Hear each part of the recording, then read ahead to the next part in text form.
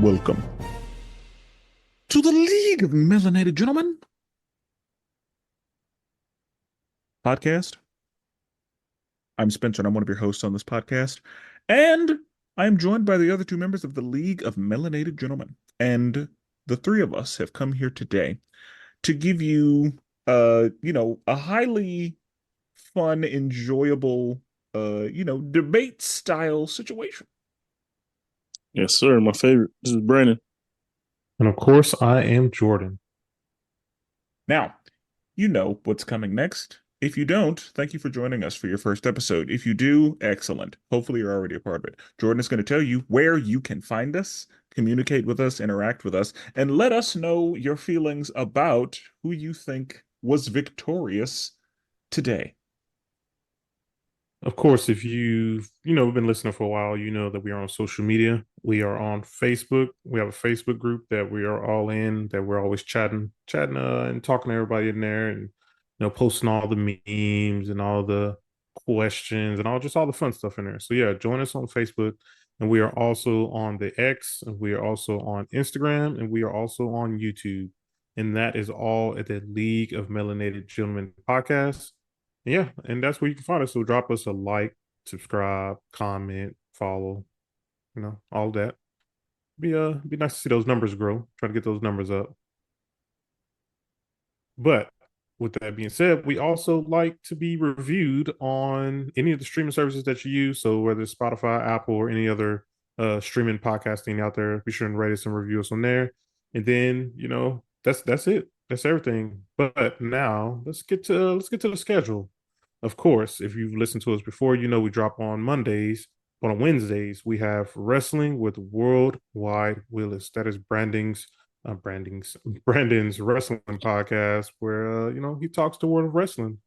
Brandon, what's just give me a little bit what's been going on in the world. Man, it's WrestleMania season, man. It's the time of year, so we have the final boss. The Rock is around causing a ruckus, and yeah, man, we're right in the thick of things. I think we're almost 10 days away from WrestleMania. So Is he actually wrestling, or he's just talking noise? yeah, he is wrestling on day one. He's in a tag team match with Roman Reigns against Seth Rollins and Cody Rhodes. Okay, so I know Brandon will definitely be reviewing that one, and he'll be talking about that one. So be sure and check that out. And those episodes drop on Wednesdays. But Sure. every other Friday, not this Friday, but next Friday, we have DC Animation with Spenser and Friends. That is Spencer's DC animated podcast where he reviews the entire catalog of DC animated movies. Spencer, what's on the docket for the next movie? Uh-oh, hang on, can't hear you. Oh, damn it. Can you hear me now? Yeah. Yes, sir. Good. Okay. The next movie we will be reviewing is Teen Titans: The Judas Contract. Ooh, good one. I remember It's a that good movie one. came out. I missed it. I never did get to watch it, and I just remember how hyped I heard it was. Yeah, So I'm it's. definitely going I'm to check not that even a one out. Teen Titans guy, but that was a good one. So yeah, and I believe that one. Last time I saw it was on Hulu. I know it might not be on Hulu anymore. Is that on Max? Yes. At least Max be rotating, so it should be.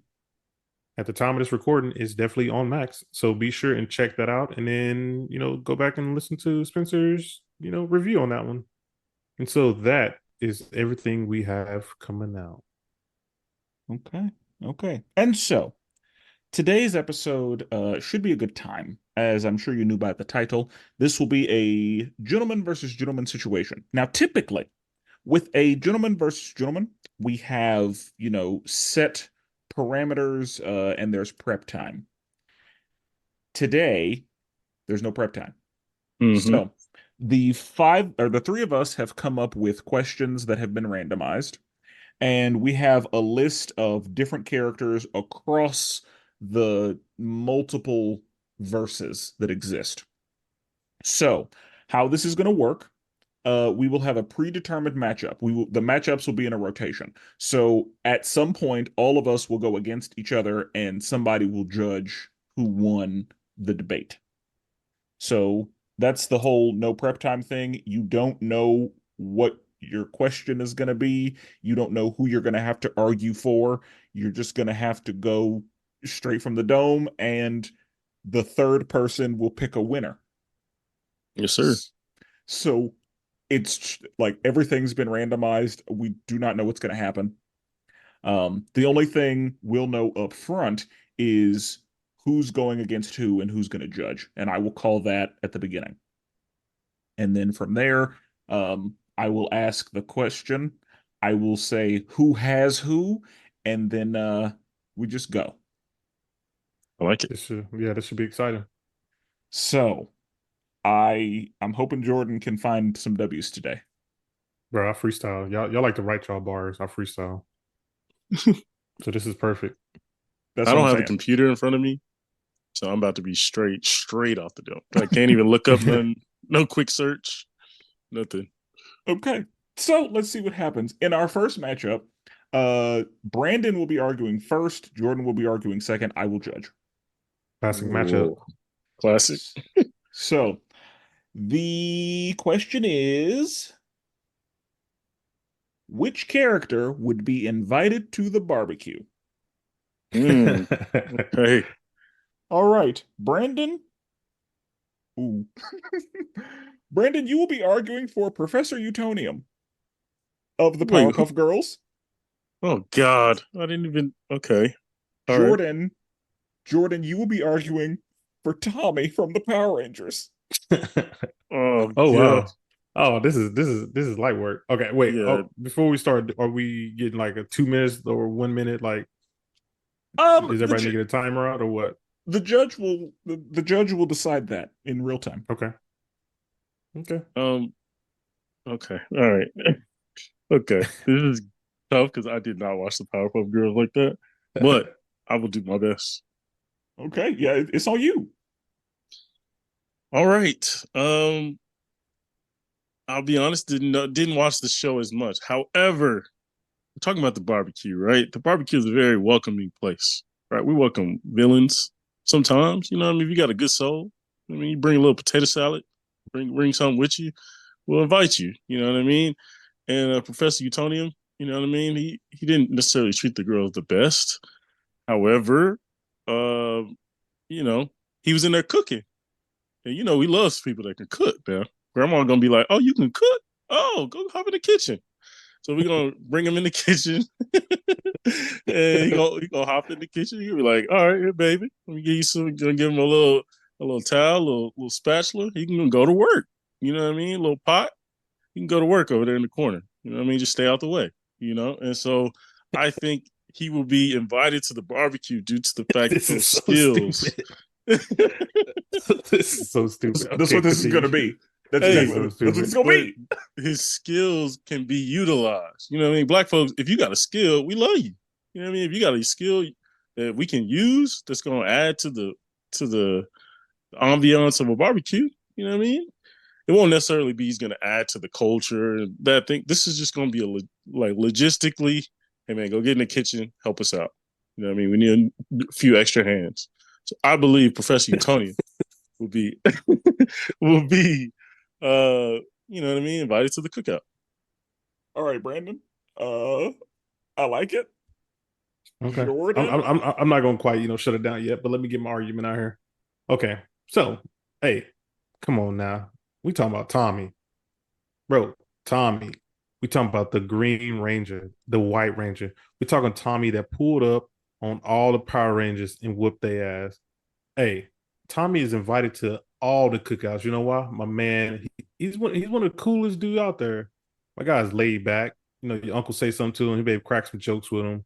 But if everybody start drinking too much, somebody will talk that noise to Tommy. He gonna go out back. They can wrestle a little bit, and he can lay your uncle down. He gonna put him down real hard. And Tommy is just, bro. Tommy is just that guy. Also, is like, who don't love the color green? My guy, he rocking the green outfit. Everybody else was just rocking, the same old stuff. We thought he started off bad, which a lot of us do. In life we start off real bad, but we recover. We become good. So, also, my guy had the coolest Megazords out there. My guy had the Dragon Zord. My guy pulled out, bro. You want to play some music? He gonna pull out the dagger, bro. He gonna play the little dagger like he playing a like what's that harmonica?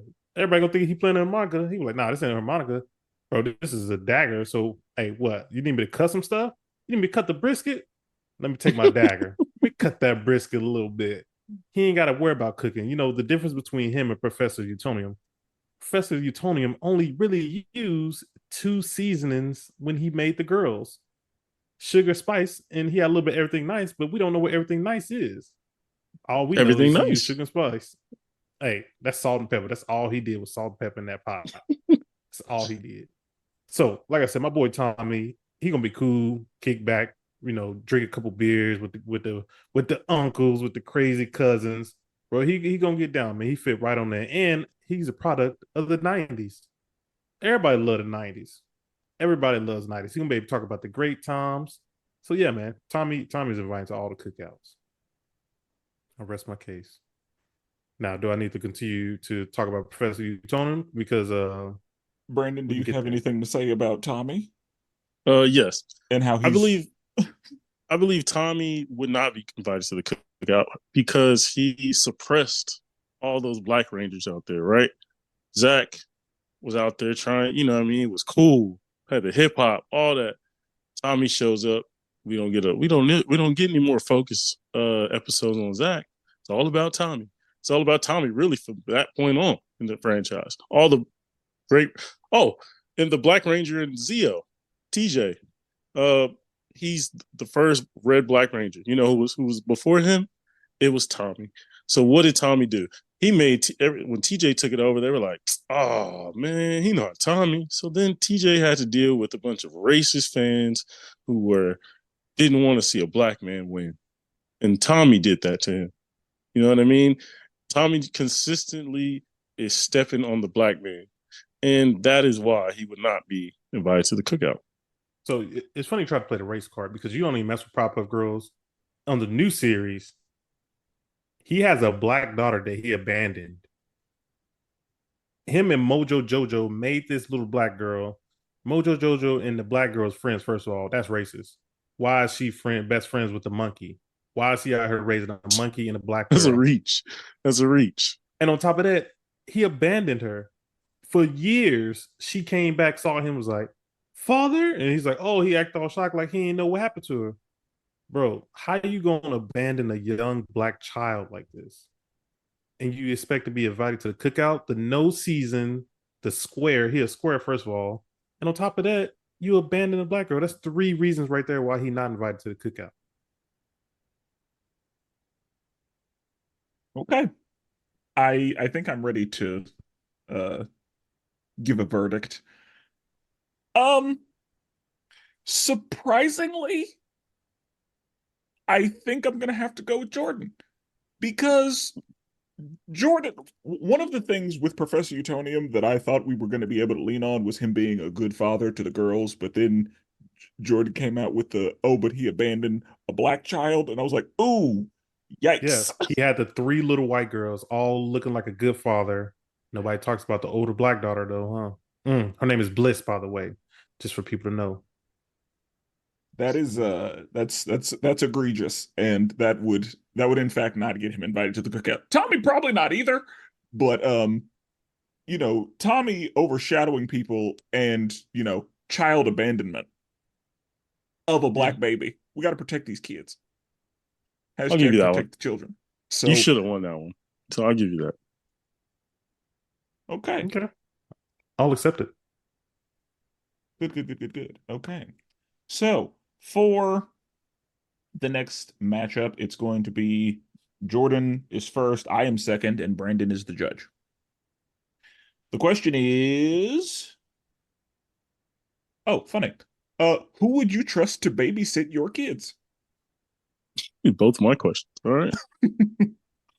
And it looks like Jordan will be arguing for Echo, and I will be arguing for Dick Grayson. Oof. All right, Jordan. I'm excited for this one. Okay. A good So old Marvel versus DC. yeah, and so Echo, just for a reminder, she recently had her own TV show. where she showed how she can overcome her disability. Um, Echo, although she may be deaf, she will be the perfect babysitter because she can sense any danger that's kind of going around. She can feel if the kid's about to bump their head on table. She's gonna be able to reflex. Don't do that. Oh, I guess she can't really talk. She has sign language. But hey, I forgot about that. But you can still get your point across. But like, hey, watch your head. Guide her a different way. She's gonna be able to also teach my young child. Let's say it's a baby. When my kids were little, we used to try to teach them sign language. We try to teach them more. You want more. Let's teach them this. You want to get up. Okay, let's teach you this. So she's gonna be able to teach my child sign language at that time. Not only that, I have two young, beautiful black daughters. To look up to another black Native American woman. I'm gonna say black. Oh. To look up to a Native American woman, to another woman in general, to see how strong she is. That's a good role model right there. Let's say they're out at the park. Someone tries to, run up on her. Take one of my kids. Yo, Echo is putting them down. Like it's not going to be any questions. I don't have to worry about, whether or not they're gonna make it back home safe. They're gonna make it back home safe.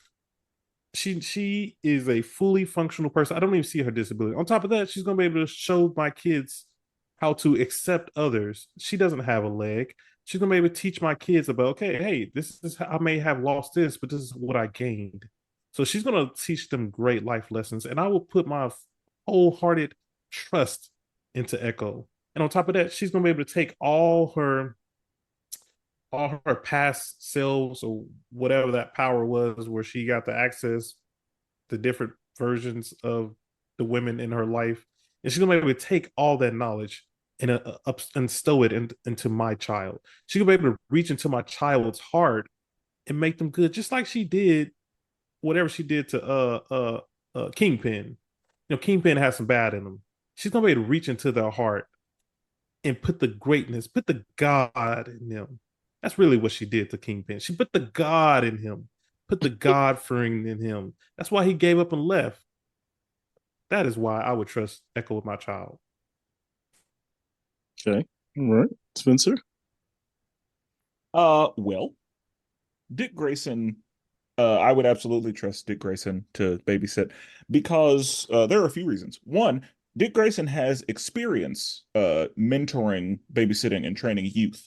So there's not going to be any issues. He went through some, arguably traumatic stuff with his mentor, Batman. And so he's got a pretty good idea of what not to do in a Mm-hmm. situation whenever it comes to looking after and raising children. Along with that, we're talking about a man who is an acrobat. There is no amount of danger that these children can get into that he will not be able to help them get out of or save them from. And so, as far as being able to guide them in the right direction, as far as being able to play with the kids, as far as being able to protect the kids, as far as being able to teach the children any number of skills, Dick Grayson is the guy to do that. He's got the experience, he's got time in the game, and there's no question about the, you know, real necessity when it comes to being able to hear what's going on whenever you're in a room full of Mm. children. Because, you know, I don't want to do it, but if it's too quiet, that may not be good. Echo don't know that. If there are loud Wow, wow. noises, It's a low Echo blow. don't know that. Wow. It's a low No, these are blow. facts. That's the way it is. And the question is, who would you rather trust? Who would you trust more to babysit your children? And at the end of the day, you trust Dick Grayson more because Echo's a killer. Echo is a murderer. Echo's a hit woman. Echo has a very turbulent past, and that's the person you trust to babysit your youth, to raise your youth up to be better. And, if that's what you're about, okay. Some people need that. Some people want that. That's exactly what some people are looking for. Not for my kids, not for who I'm going to hire to babysit. After the vetting that's going to need to happen, no, I go with Dick Grayson every time on that situation. And, Okay. it's very possible that Dick Grayson 2 knows sign language. That's a stretch. Stretch, but yeah, maybe. That's a stretch. All right. He Jordan, knows any many, counter many argument? things. Yeah, I mean, I feel like Dick Grayson is he's one of those characters who's just, in my opinion, just real stubborn. Like he's not a great role model. He's the He least stubborn Robin. the Have you seen the wow other? Have you seen the other Rob? Like, wow that's a low bar. I mean, hey, he's the most unstubborn versus what a mentally unstable Jason Todd and a child I don't even know what you even consider he's an little assassin. Damien. You can call him an assassin. That's fine. Yeah, that's what I'm saying. Like, wow, Yeah, look at but what he's compared against. yeah, but that's the thing. Tim Drake, super reasonable, and Dick Grayson, still more. Also, Dick Grayson raised underneath Batman. He's gonna take some of Batman's tendencies. He's just gonna be a very insensitive person. If your That's child is not true at crying, all. The fact that Dick he's learned Grayson, from Batman. he He's led learned the from Teen Batman to Titans. suck it up. No, he led the Teen Titans into being emotionally mature adults I'm later in sorry, life. but your child is not a teen.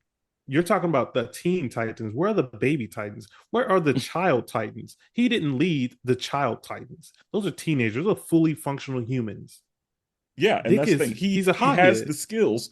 That's not true at all. He has the skills that will translate into leading the youth into the right direction. You want to talk about rage issues? Let's talk about Echo's rage issues. She's Echo learning from her past. is a killer, Oh yeah, like Dick doesn't a just hired throw people hand. off roofs, Yeah, off the he roof, and be like, "Oh, he'll make it." that's the thing. He's killed no one, and he's far less ruthless than Batman, which again speaks to the lessons that he has learned from being under Batman and being better as far as being a role model and a teacher. He has Hmm. been able to work through the trauma that Batman put him through and be better because of it and behind it. Echo leaned into her trauma and was killing people. You know, sometimes in order to save a child, you have to take a couple people out. You Yes, know, and that's just how it is. that's absolutely doable when you're Dick Grayson because I Yeah, can but hear him coming. he's he's just too stuck in the fact that you're taking low Stubborn is blows not at a disabled person stubborn is is not crazy. true. And also, he's an adrenaline junkie. He wants to take your child, jump off the top rope, jump off some balance beam, jump off something crazy, and potentially put your child in harm. And you can live with that. And also, he searches. He's not gonna be worried about your kid. He's gonna be trying to get Batman's approval because he wants to be Batman. Like he wants that limelight. He's not gonna be worried about anything else. And that's his one of his biggest insecurities is just that See, he wants to be Batman. it's unfortunate that you just have no idea what you're talking about because Dick Grayson, as an adult, has tried his hardest to get away from the whole Batman thing, and so he wants nothing more than to be, in a lot of ways, the opposite of Batman. But he And can't do it so that's the thing. And also, he's not stubborn at all. Like he's a reasonable person to the to a point where, teen, yeah, not the child. yes, to children especially. Like How do we the know? fact because we saw him be reasonable to a very unruly Damien. And Damien was a child, first of all. And Damien, we're talking about Assassin Damien. And he babysat the hell out of Assassin Damien. And now Damien's better for it. Well, I So think Dick Grayson could even babysit Echo and make her better. Wow. I think I've heard enough. Um, she's very solid argument. I'll give you that. Jordan, I'll give you that. You came to play today. Uh, in this one, it was close. Not gonna lie, it was close.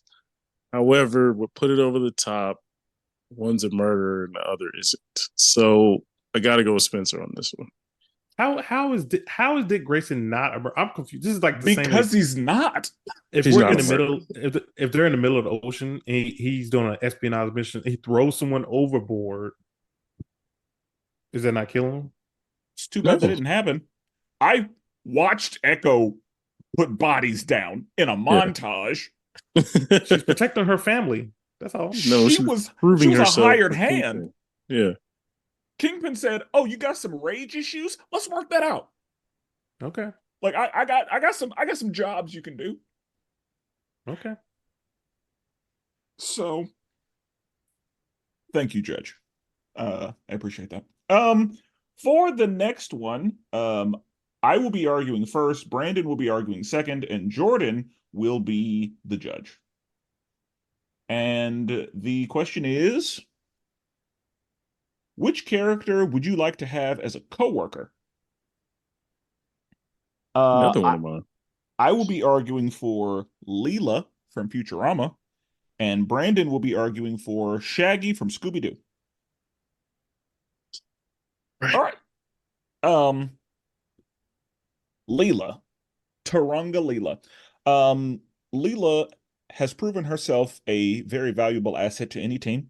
Leela is a captain and quite capable. Leela will give her all in any work situation. She makes sure that the job gets done effectively and efficiently. She will do what she can to protect her teammates and anybody that is working with her. She can also shoot the shit by the water cooler. She's fun to be around. She's cultured.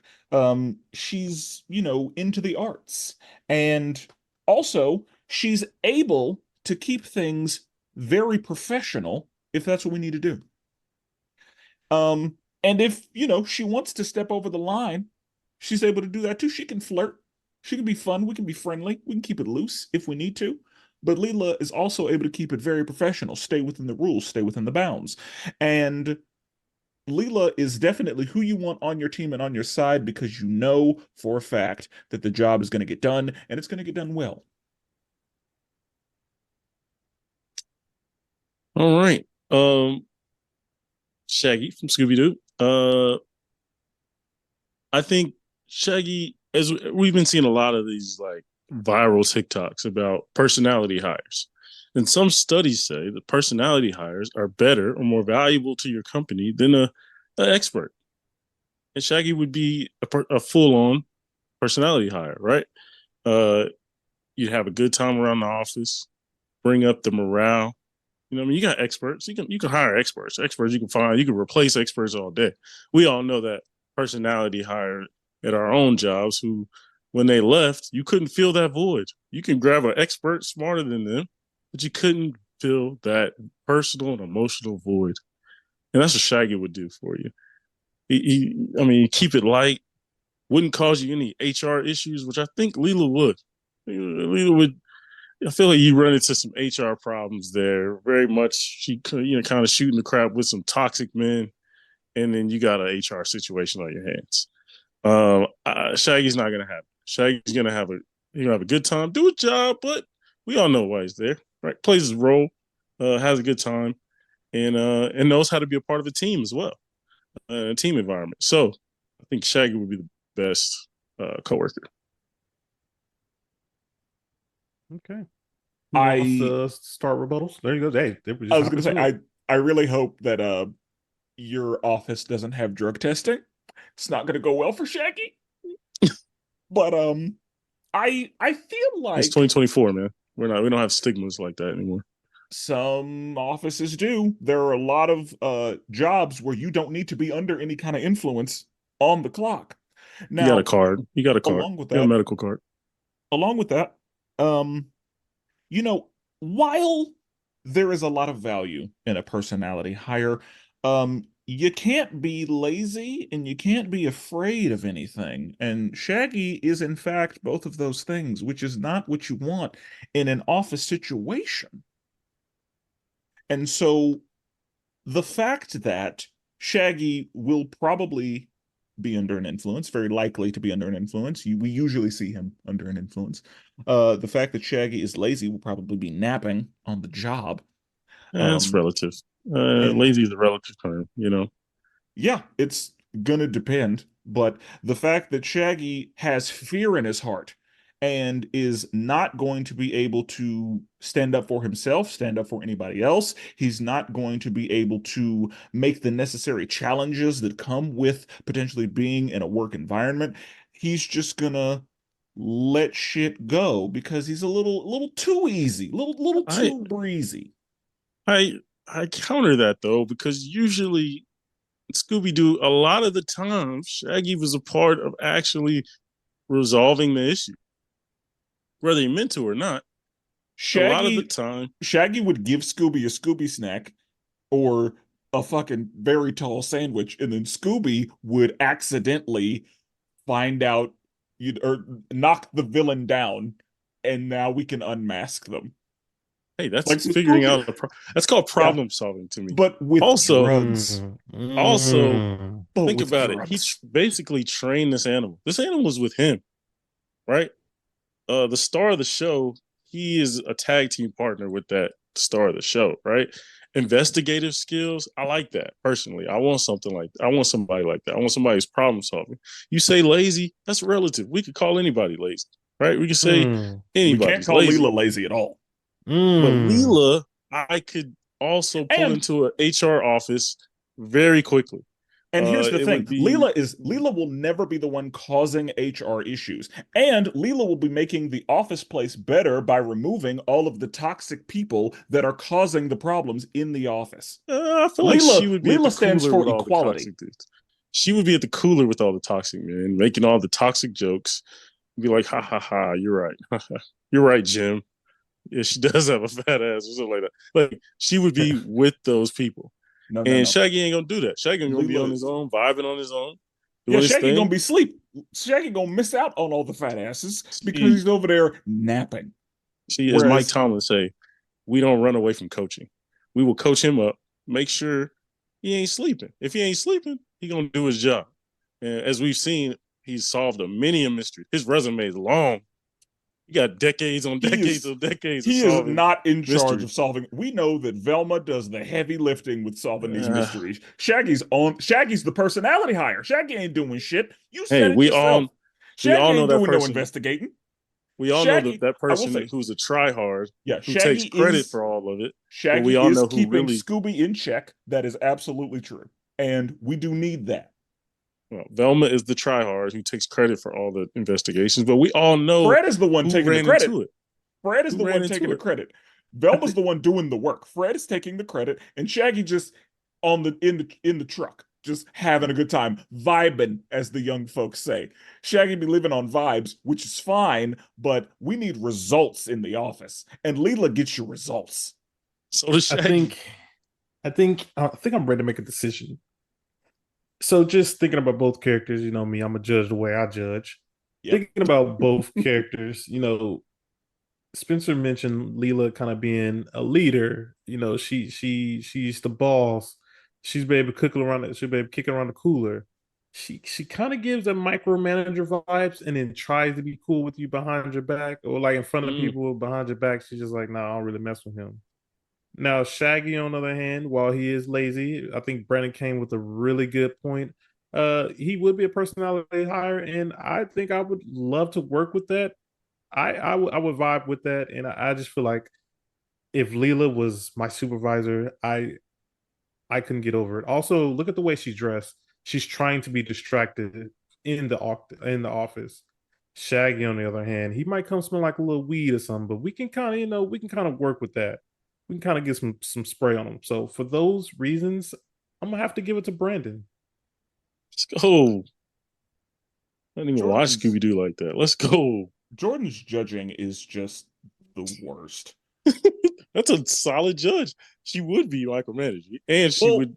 well, that's the thing. He brought up shit that I didn't bring up. Like it was not a part of my argument or yours. Hey, that's character. Yeah, but that's what I'm saying. Like that had nothing to do with anything. But that's the kind of judge Jordan is, I guess. I I vote for a do. Thanks, judge. sir. Okay. For the next one, Brandon will be arguing first, Jordan will be arguing second, I will be the judge. The question is, who do you think is tactically smarter? Jordan, I'm sorry, Brandon will be arguing for Peter Griffin, and Jordan will be arguing for Norman Osborn. Oh, Wow. should we just go ahead and call it? Yikes. Should we just call it now? Wait, who's going first? No, Was I going first? Brandon's going first. I'm Okay, going okay, first. okay, okay. Okay, go ahead. All right. Good luck out Now, there. when we talked about tactically, some people think tactically like, oh, we're going in a military situation. No, tactically could mean, just strategically preparing for something, right? In a very technical situation, right? In a Are we technical really way. good? I can't believe we're doing this. Okay, sorry. If we're Go ahead. talking about, hey, maybe we need a performance. Maybe we don't need you need to run down and you need to pull up on a house and breach the house. Maybe we just need a performance. Maybe we need a opera level performance. Peter Griffin gonna do that thing, and he's gonna do it at a very technical level and have a tactical way of thinking about it. He's gonna have our choir in the background. We as many times before in Family Guy, he's had many performances, right? Top tier, honestly. Um, Grandiose. He does it literally in every intro, right? Feel like tactically he could put together a top tier performance. Also, he can add comedy. We know we know it's funny, right? We know he's smart. We know he can put those things Whoa. together. Okay. He's smart enough in this genre. He's smart. He could put it together. He knows how to put together a performance. He knows what's going to hit you in the emotions. He knows what's going to make you laugh. He also knows how to bring in people to fill in the void, right? Bring in Stewie, bring in different characters to add to it. Also, tactically, he's put together. He is the star of a show, right? He's the main Debatable. character. If he's the main character, then that means he has to carry the weight of the entire show. So he probably has some say on how the show goes. So tactically, I feel like he could put together a better performance. Obviously, he's a way more entertaining character, and he could put together a better television show.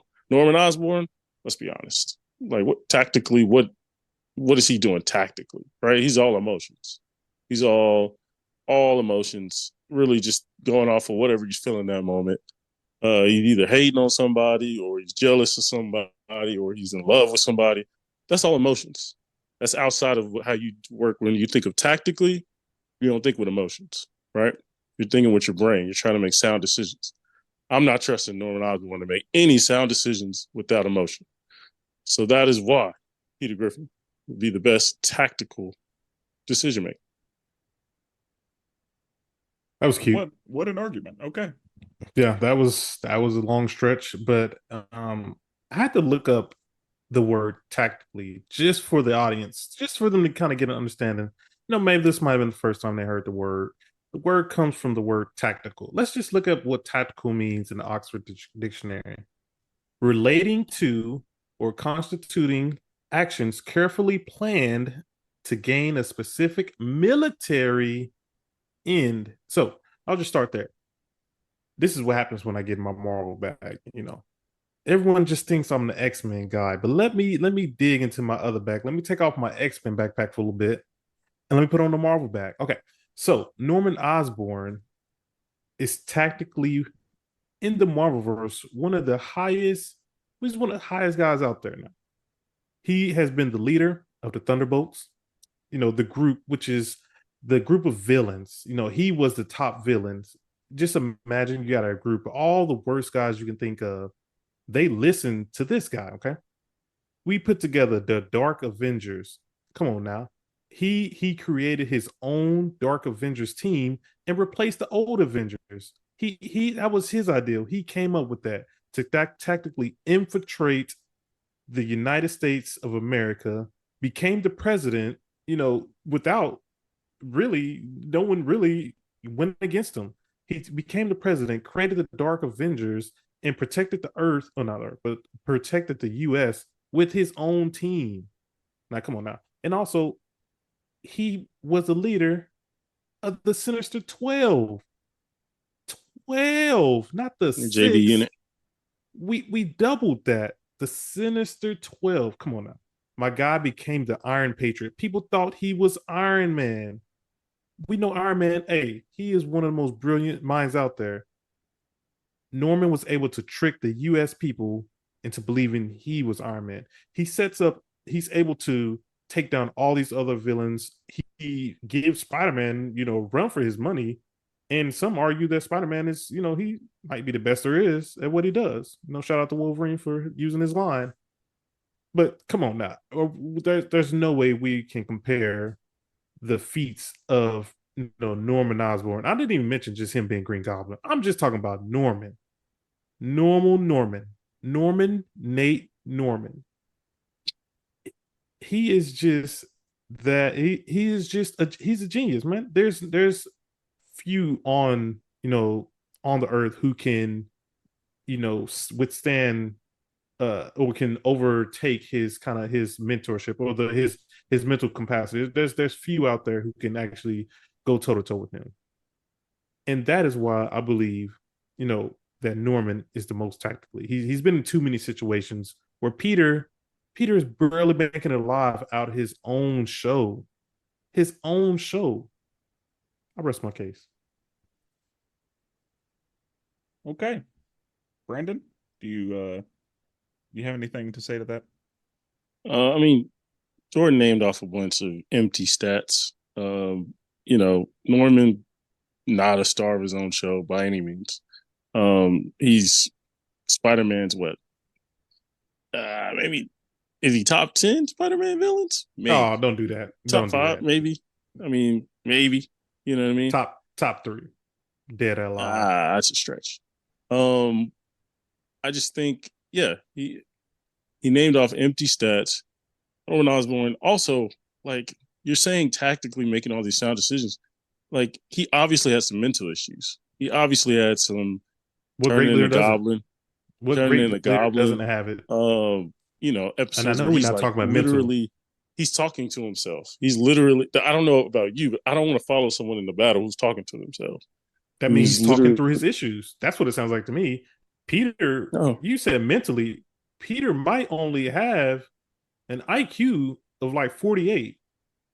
I don't think mentally Peter is making, I don't think he's gonna live if he didn't have his family, if he had to live in a military type environment.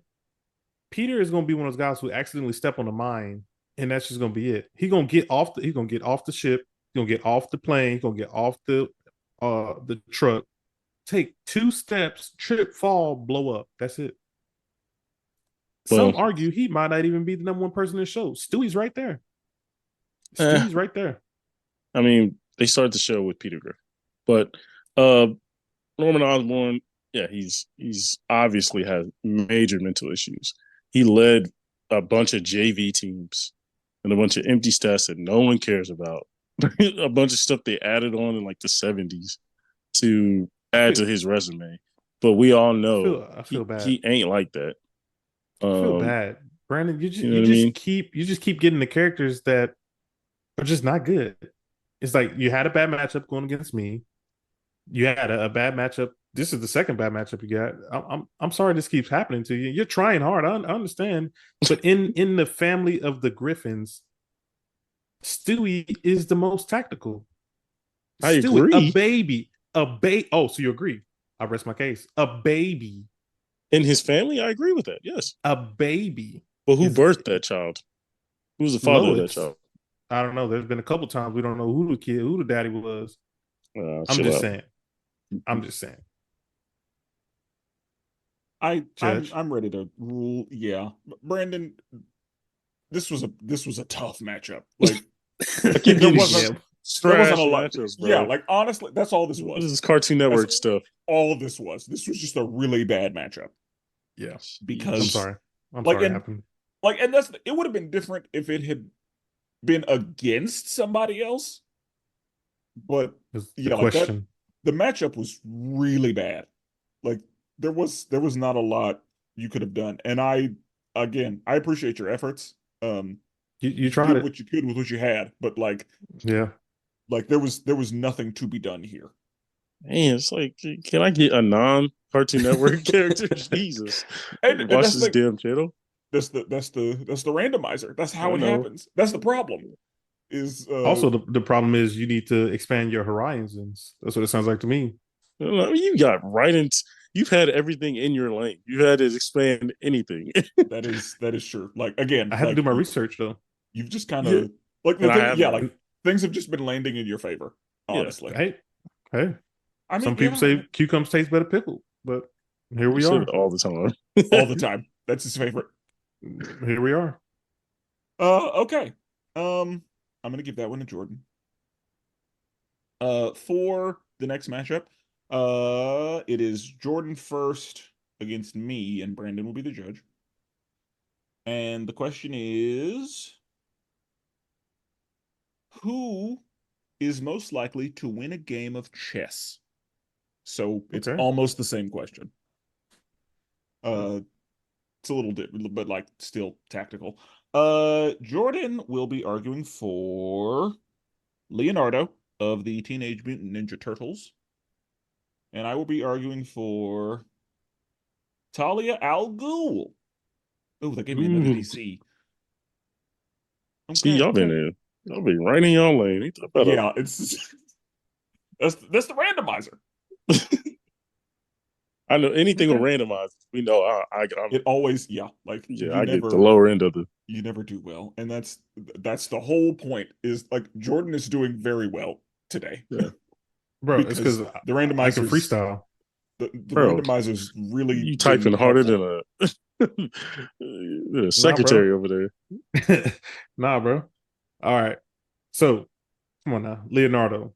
He's not the coolest one out of the group. That goes to Ralph. But what he is. Oh, wait.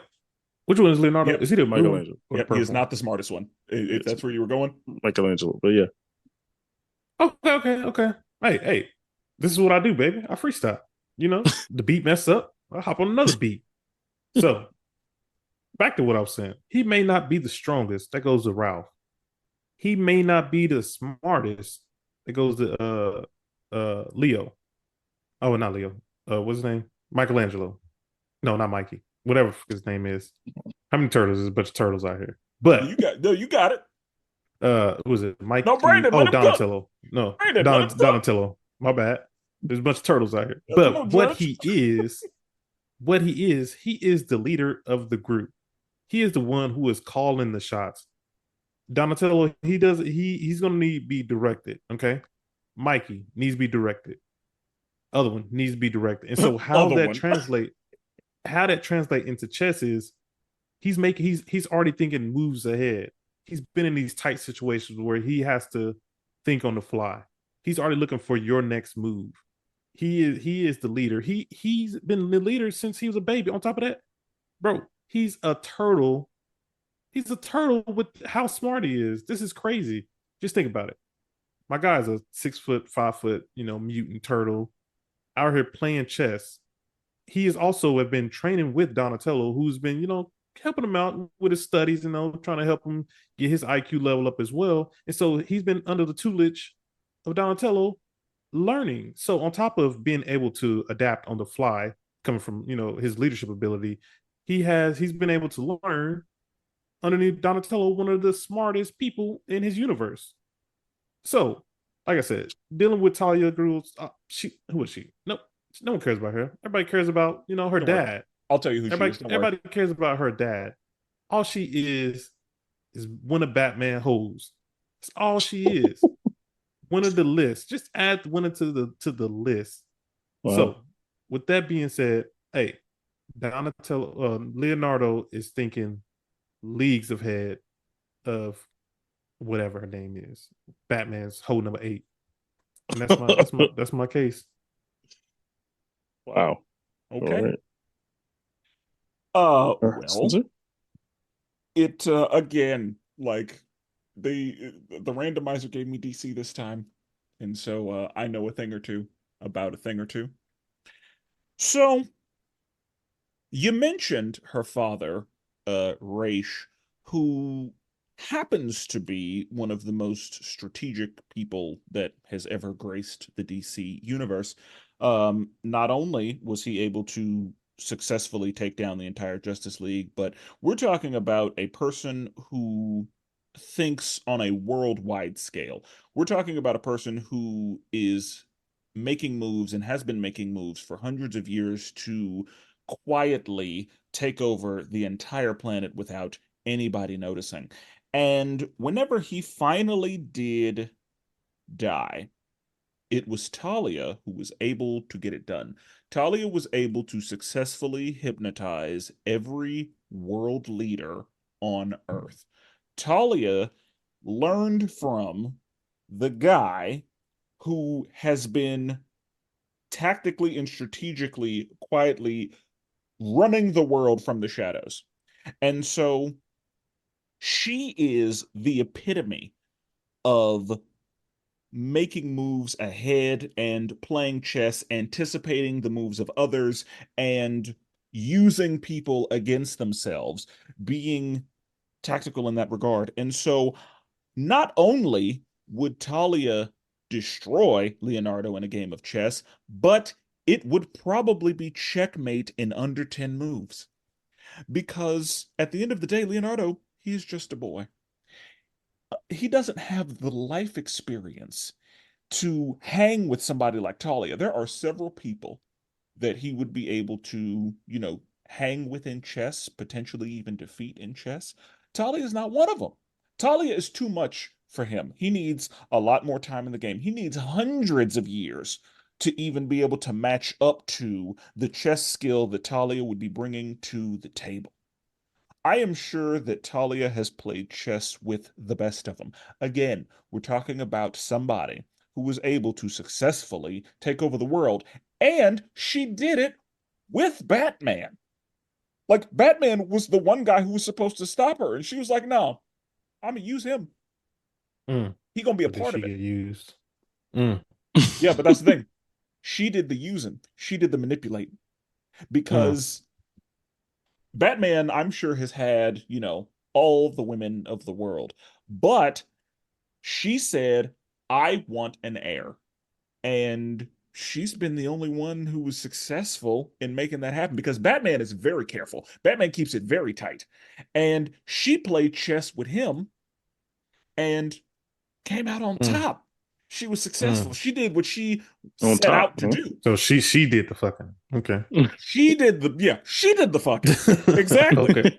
And all I'm saying is we have seen a situation where it's Batman and the Ninja Turtles, and we see Batman beat their ass. We see that Batman is better at chess and strategery than the Ninja Turtles are, and she got him. If she can get him, the Ninja Turtles are nothing. Child's play. Unfortunately, they just don't have the resume. And, again, Leonardo, maybe with some more time. But you today, know, absolutely not. There's you nothing he know, can do about Talia. Talia you is simply too much. shout out to the people in New York. I'm sure we probably have some New York listeners. My boy Leo probably goes, undercover with the He big trench coat outside. on, He with the big outside. trench coat on and the big hat. He's out here playing chess with the grandmasters in the park. He's out here studying the game. He's out here He he outside. can be in the background. We outside. He in the background also watching these masters. He's been watching them for years, studying and learning the game. You mentioned Talia. Yeah, her dad is smart. Yeah, but does she like her dad? Do you think she actually learned from her dad? No. She wanted to get away from her dad. Her liking him doesn't matter. If she wanted to get away, she would have, but she didn't because she took over for her dad. Whenever her dad was gone, she was the one who stepped Wow. up So and handled nepotism. it. Wow. That sounds like nepotism. She only stepped up because she's her daughter. Wow. She's happened to be born into a rich family. Yeah, but if she Some might call wasn't it privilege. skilled, if she wasn't skilled enough, yeah, there's privilege. Yeah, that sounds like white privilege to me because that is crazy.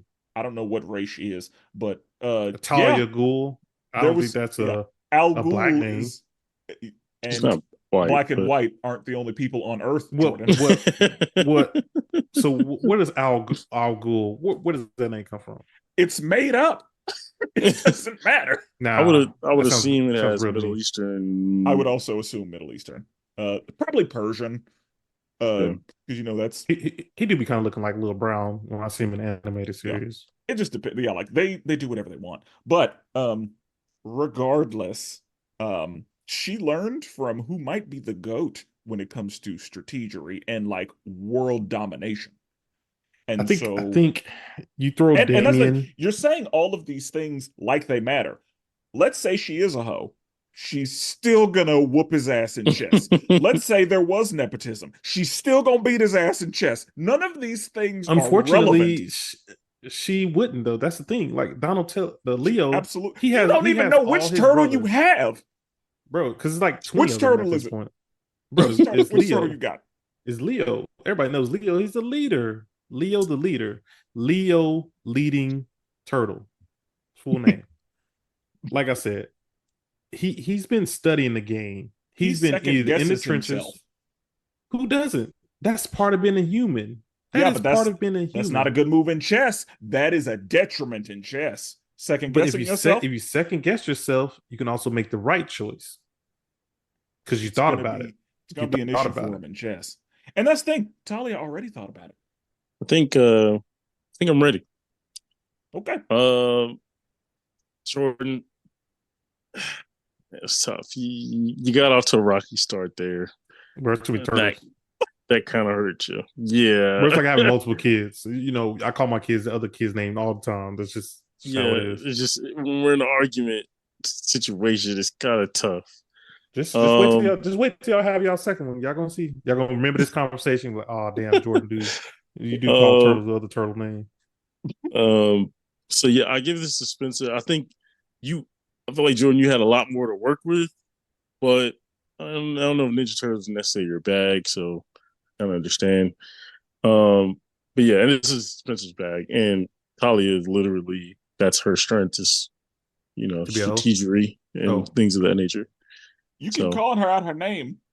yeah, hey On man, I the just saw. All I'm saying is, I see that Talia slept with Jason too. So hey, she she did what must got needed something for the doing. Bat family. She did what needed doing. So you you got can a call her bat on what your you want. chest. You're gonna throw it back. You can call her what you want. Yeah, I'm just gonna make a makeshift bat try to see if I can hit too. Okay. Okay. Um, for the next one, um, I'm going first, Brandon is going second, and Jordan is the judge. The question is, in a power slap contest, who would win? Alrighty, and I have Miss Frizzle from the Magic School Bus, and That's Brandon has Fiona from Shrek. Oh, Okay, oh so shoot. not terrible, yeah. Okay, because you that go could have work. got ugly real quick. Yeah, yeah. I was hoping I didn't get a man. That would be tough. So, Miss Frizzle, one thing that I can say about Miss Frizzle is that uh, she's got magic, and what's going to do you well in a slap contest is magic, because magic can enhance you in many ways, or magic can, be a detriment to the person that you're going against. Along with that, Miss Frizzle is a teacher, a very good teacher, an excellent teacher. Miss Frizzle is going to have an understanding of the human body. And as far as executing the slap for maximum efficiency, as far as placing the slap for maximum efficiency, Miss Frizzle is the person who knows exactly how to inflict the most precise damage whenever she throws that thing. That thing gonna be accurate. And Miss Frizzle might be able to end this thing in one hit through the power of knowledge and through the power of education. Along with that, Miss Frizzle is a teacher. We know teachers got strong ass hands. I don't know why. They just do. All of them. All the lady teachers, them hands strong. They be writing all day, grading stuff. She got dexterity. She got strength in those hands. And so we have a combination of magical powers and knowledge. And knowledge is power. We know that. We've known that for years. Knowledge is power. Hashtag knowledge is power. And Miss Frizzle got the knowledge, which means she got the power. And so, with that, Miss Frizzle is going to win the slap fight contest. Your Honor, I yield the floor. Oh, that was hilarious, man. Okay. Yeah, I think we can wrap this up. Yeah, Fiona gonna turn ogre and you gonna take that girl head off. Like you might have to clean. They gonna need a cleanup crew. Like a strong right, and it's literally I don't want to see what happened afterwards. Like they got to put a shield up before she's all you gonna hear is a slap. So you don't want to watch what happened to Miss Frizzle afterwards. Yeah, it's gonna be nasty work. It's gonna be some nasty work. We might need to call, ask Miss Frizzle, hey, do you got a will? Do you have a will prepared? Do you have anyone you want to pass any of your earnings from your TV show? Anybody you want to pass some earnings on to the next generation? Do you want to give it to your class? You know what I mean? Definitely call some substitute teachers. Make sure that she got all those lined up. Because yeah, it's gonna get some nasty work. I think Fiona turns ogre, and she was around slapping around, throwing around Shrek. So I mean, it's gonna get real ugly for Miss Frizzle. I like Miss Frizzle, and I agree with Spenser. Knowledge is power. But after this slap, there won't be any knowledge in that brain. Miss Frizzle gonna be a vegetable. Oh God. So yeah. Oh man. I yield to floor. Okay. Do you have any arguments? No. Oh man. This magic, I don't know. It's yeah. Hopefully the slap fight is during the day. If the sun is up, then Miss Frizzle's gonna do a little bit better with the power of knowledge. But and hopefully Miss Frizzle goes first. So yeah. Oh, okay. Brett, I mean, I don't. Do you want to go? Should I just? No, I mean, I'm good. Okay, so you guys had some good arguments, Spenser. You came with the magic.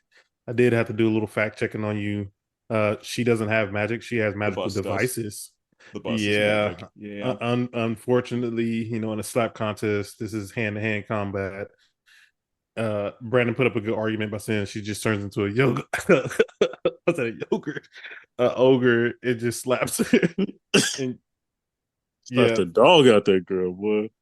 Yeah, unfortunately, and also I just think Miss Frizzle's hands are probably way too small, and it just be like throwing a pebble at a boulder when she slaps Fiona. So, with that being said, I'll have to give it to Brandon. That was a tough matchup. That was a tough one, Spenser. That was tough. I did what I could. Yeah, yeah. That was. I literally like pictured Fiona I did too. slapping Miss Frizzle. Whenever the moment Brandon said she gonna turn into an ogre, and I was like, oh God, we're gonna need a mop. Bro, she'll go fly like those Dragon Ball Z characters when they hit the wall. Somebody get a mop. It's not gonna be good.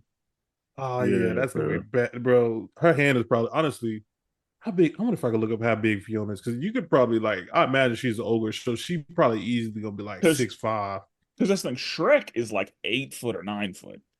Yeah, right. And so she be bodying him. So yeah, regardless, it's not good. Yeah, and that's the thing. Brandon didn't. She's 6'4" in ogre form. She's 6'4". That's a unit. Yeah, that's like coming down too. Yeah, and the thing. Oh my God! So hang on. If Shrek, so they say Shrek is 8 foot, 450 pounds. So that means Fiona probably around like 200, 250, 6'4". I'm sure Miss Lilo Frizzle, she probably around her 50s. I don't know It's if she not making that. Yeah, it's she, not she ain't. good. It's not Yeah. good for Miss That's Frizzle. hilarious. I knew that going in. Oh, that is hilarious. Hey, you did try to get him though with the sun was out though. You did try to get him with that one, It's but true. that's hilarious. I did what I could. Like all right. Well, for the next one, it is going to be Jordan going first, Brandon going second, and I will be the judge. The question is, who do you think can pull more of the opposite sex? Hmm. Jordan will be arguing for Bulma of Dragon Ball Z. Oh yeah, we in there. Brandon will be arguing for Mike Lowry Oh, Oh damn, that's of a tough. That's oh, this is gonna be a tough my matchup. Oh, it's oh yeah, we up. Okay, so I'm first. Okay, Jordan. The so floor is yours. we gonna pull up Boma. So, and this is adult Boma. So all those weird anime people who picture Boma as like some other thing. I don't know what y'all talking about. We picture an adult Boma married to Vegeta, the one who kind of been running capsule court. So when you're looking for a woman, a potential wife, I'm not looking for no girlfriend. I'm not looking for no one night stand. I'm looking for a wife. If she's gonna be pulling somebody, she has the smarts. She can walk in any room and hold any conversation with any man. She has the looks. Not too many women around here can pull off the all blue hair. That's different right there. The all blue hair. On top of that, you look at her, you might think, oh, Dr. Umar, he wouldn't be too mad at me because she's not a white woman. She is an Asian woman. Now I don't know how he feels about Asian people. I mean, I know they're not black, but he'd probably be more accepting with an Asian woman. Bringing up Dr. Umar was not a good move. Yeah, Let that yeah, man cook, Spencer. Let that man cook. because I'm just trying to be the same kind of judge he is. she is just a beautiful individual, a smart-minded individual, and any man would be lucky to even grace his presence, even talking to her. You know, put me in a room with Boma. Hey, who knows what might happen? I'm just saying she is a definition of goals. Her whole thing is we don't even know how old Boma is. Boma is older, but she looks young. What I'm saying, and on top of that, she has to deal with the Prince of all Saiyans. Vegeta got an attitude problem. He's strong, and she's able to handle that. So that means when she throwing it back, hey, she go crazy. So I mean, if you able to pull Boma, hey, she'll treat you right. She gonna treat you right. So, like I said, she can walk in any room. She's guaranteed to take any man, but any man that she takes is gonna have to deal with Vegeta. Just know that. But with that being said, like I said, smart, beautiful. She's unique. The blue hair gives her uniqueness. And on top of that, let's say you had a baby with her, the baby could have purple hair. There's a chance for your child to be a unique colored individual and to kind of deal with that. And so that is my case. Okay. Go ahead and tell us how good you think Mike Larry looked, Brandon. Go ahead. Man, my sexuality is intact. I feel very good about But it. hey, all I'm saying is tell us how good you think he is. All right. I think this is very clear. This is an open shut case. Bulba, she pulled one guy. Good for her. Good for her. My Lowry. There's a reason we say that name like that. It has a certain, reputation behind it. You don't say that man's first name. You say the full thing. My Lowry. Pulled Gabrielle Union. Julie in the first movie, she was a baddie. She was in her prime during those days, and she was literally with Martin and was like fantasizing about Mike Lowry. Okay, Um, like in countless movies, Mike Lowry has been the person that these women. Even Martin's wife was like low key throwing little signals his way. Like if Mike Lowry was like a bad dude, he could have easily did that. Oh yeah, by the way, the girl who got murdered first in Bad Boys, the model, she definitely Mike pulled that. They met at the gym. He definitely knocked that down. You know what I mean? He definitely knocked that down. Easy work. So I mean, Mike Lowry has a resume, right? He's a bachelor. He's literally a top tier cop, and he's a bachelor, right? The way his setup of his house is, it literally stayed in his crib. It was built to be a bachelor. There's a reason, like Mike Lowry, and then they put him in Miami. You know that man can clean up in Miami. Come on, dog. Like this is prime Will Smith. This is '90s Will Smith. This is when all the ladies was really trying to get at Will Smith, and Mike Lowry he was the perfect thing to counter some of the negatives of Will Smith. Will Smith's a pretty corny guy, right? We get that. Mike Lowry was the Will Smith with swagger turned up to 10, right? Had the bad boy, but also a cop, so he could save you. All those things. And he has a resume. He pulled Gabrielle Union. Okay, he had to hide it from Mike. You know, you know what I mean, from his partner. Like, he pulled his partner's sister, bro. You know how hard that got to be, and to keep it on Mm, the low. Come on, man. mm. It's the man got such a resume that it's not even like we don't even need to do this, right? Like he mops up. You know what I'm saying? It's just easy work, and yeah, Mike Lowry easily was the opposite You know what's sex. crazy is you you you was talking yourself down now. Now, what type of sleazy dude hits on his best friend's Hey, sister? hey, we're not talking about character. We're talking about or is someone attracted to you? Is the opposite sex attracted to you? Now, what you do with that is what you do Mm. with that. On top But of the that, facts remain. If guess what? He wouldn't be if she wouldn't have been attracted to him. There's no sleaziness to do, but she he's was. toxic though. He's toxic. He That's is fine. he's the bad boy. Exactly. Why What you would any gonna woman do? want to be involved with a man like that? Also, he's a cop. Bro, he the ops. We don't mess Ah, with them. no, this is a different He time is period, the bro. ops. There was never a good time period. There was always the ops. I'm This is the saying thing I'm talking about. he was the first cool black cop. Was he? He Or was was. his partner the first cool black cop? Nah, his partner was a married man with 5 kids, Which and one his is that wife not ran the cool? show. Is that not cool? Is that not cool these days to be the loving husband, the husband I that's mean, it's bringing home? respectable. Is it cool? No. Is it respectable? Wow, 1,000%. wow. Also, Boma in this world of Dragon Ball, she's seen as the top tier girl. Yamcha was head over heels for her. Vegeta in love with her.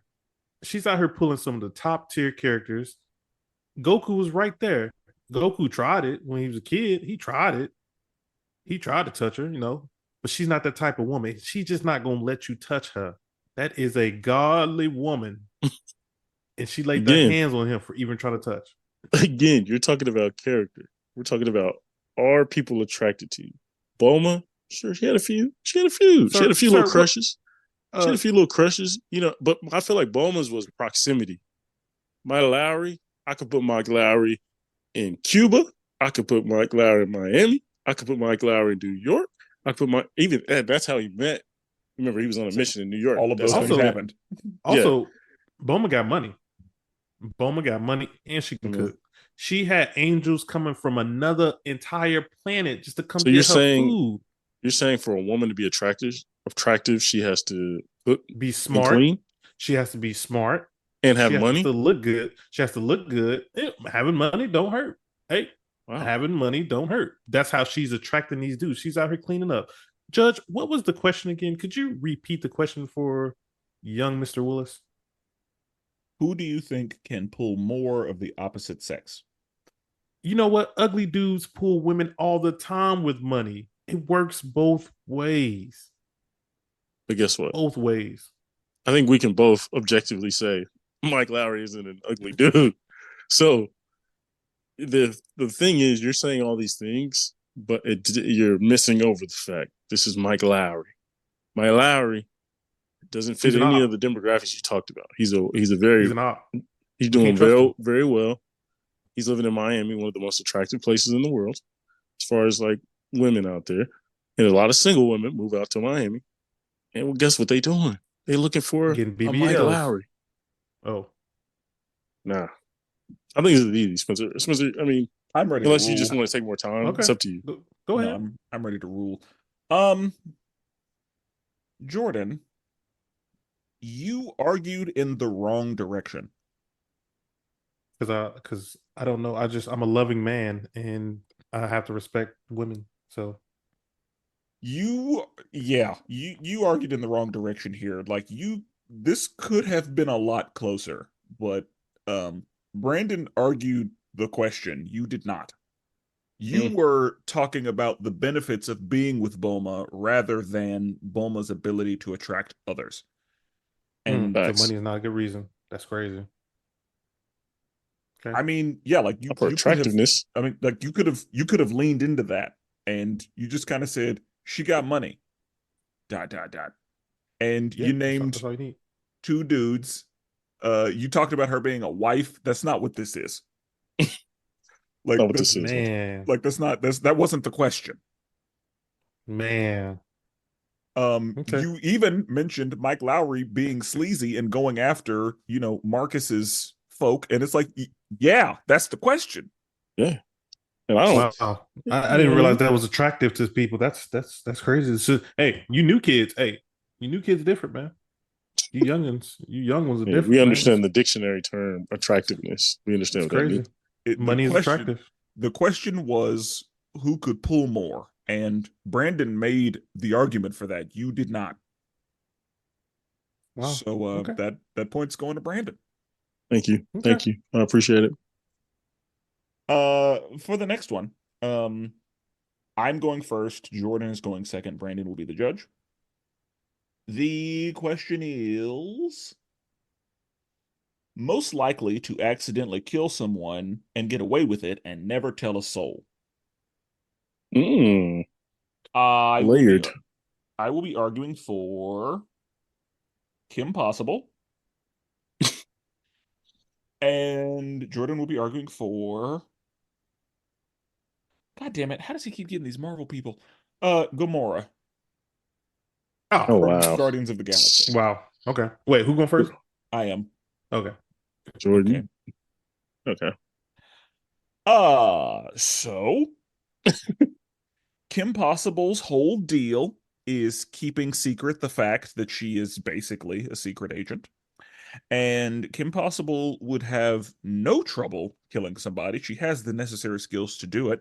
And because she is heroic, along with that, because she does not want the world to know about her, activities, uh, she's the person who's gonna be able to keep that secret. Because not only does she have the skills to get the job done, but she also knows the life of maintaining that secret, not telling anybody, keeping it to herself, and, you know, living a normal life, like just continuing life as a normal teenage girl. And so Kim Possible is actually the perfect person for this because you never suspect Kim Possible to do it. Let's say they find the body. Let's say they open an investigation. Kim Possible's not even a suspect. Kim Possible is very easily going to be able to get away with this because she has alibis for days. She has the resources to make this thing go away. And she is an expert at hiding her activities. And so this easy. Kim Possible is absolutely going to be able to do this with ease. For all we know, she did. And we would never know. Okay. Are you on the floor? I mean, come on. This is Gamora, one of the deadliest assassins, not in the US, not in the world, not in the Milky Way, but in the entirety of every single galaxy she has ever stepped or her foot on. Like she is that person. She's definitely killed people and never told anyone. Never told anyone. You know who Kim Possible? Let's say she does kill someone.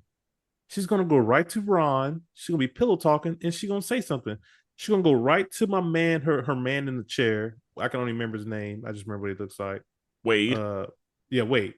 She's gonna tell him Gamora is gonna kill people and get away with it. She's already done it. We know she has. She is the deadliest assassin in the world. She can literally go to a planet, kill someone, get off the planet, and no one would ever know. She don't even got to set foot back in that vicinity. She can go to nowhere, kill someone, leave nowhere, never return to nowhere.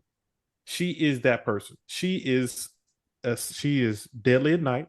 She got the stealth. She has the ability to blend in with the background. And during the daytime, get somebody a little snip snip, hit him right in the neck, slip a little something in a drink, dead, bounce away. Nobody ever knows it. She's fast. Let's say she's on a mission, she needs to get in and out. She can run in there, dagger to the neck, get out of there. No one even knows. She is just, I mean, dude, she is literally built for this. She is literally the son, not the son, the daughter of Thanos, sister to Nebula. Her and Nebula don't even get along. She's not even gonna tell Nebula. She's not gonna tell Thanos. She's not gonna tell Peter. She's not worried about Peter. She's not worried about that. When she is on the mission, she is the mission 100%. She's not gonna tell a soul if she killed the people that she's going against.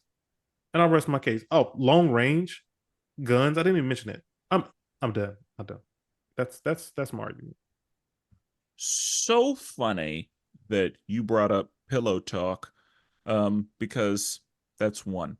Number two, you brought up the whole daughter of Thanos thing, and you brought up sister of Nebula, and it happens to be the case that it was in fact Thanos that called her, the most deadly woman across the cosmos, which means that it is a part of her pleasing him that she has to brag about her body count and her kills. And so she's absolutely not only required to report everything to Thanos, but she's very specifically motivated to report everything to Thanos because she's trying to be his favorite.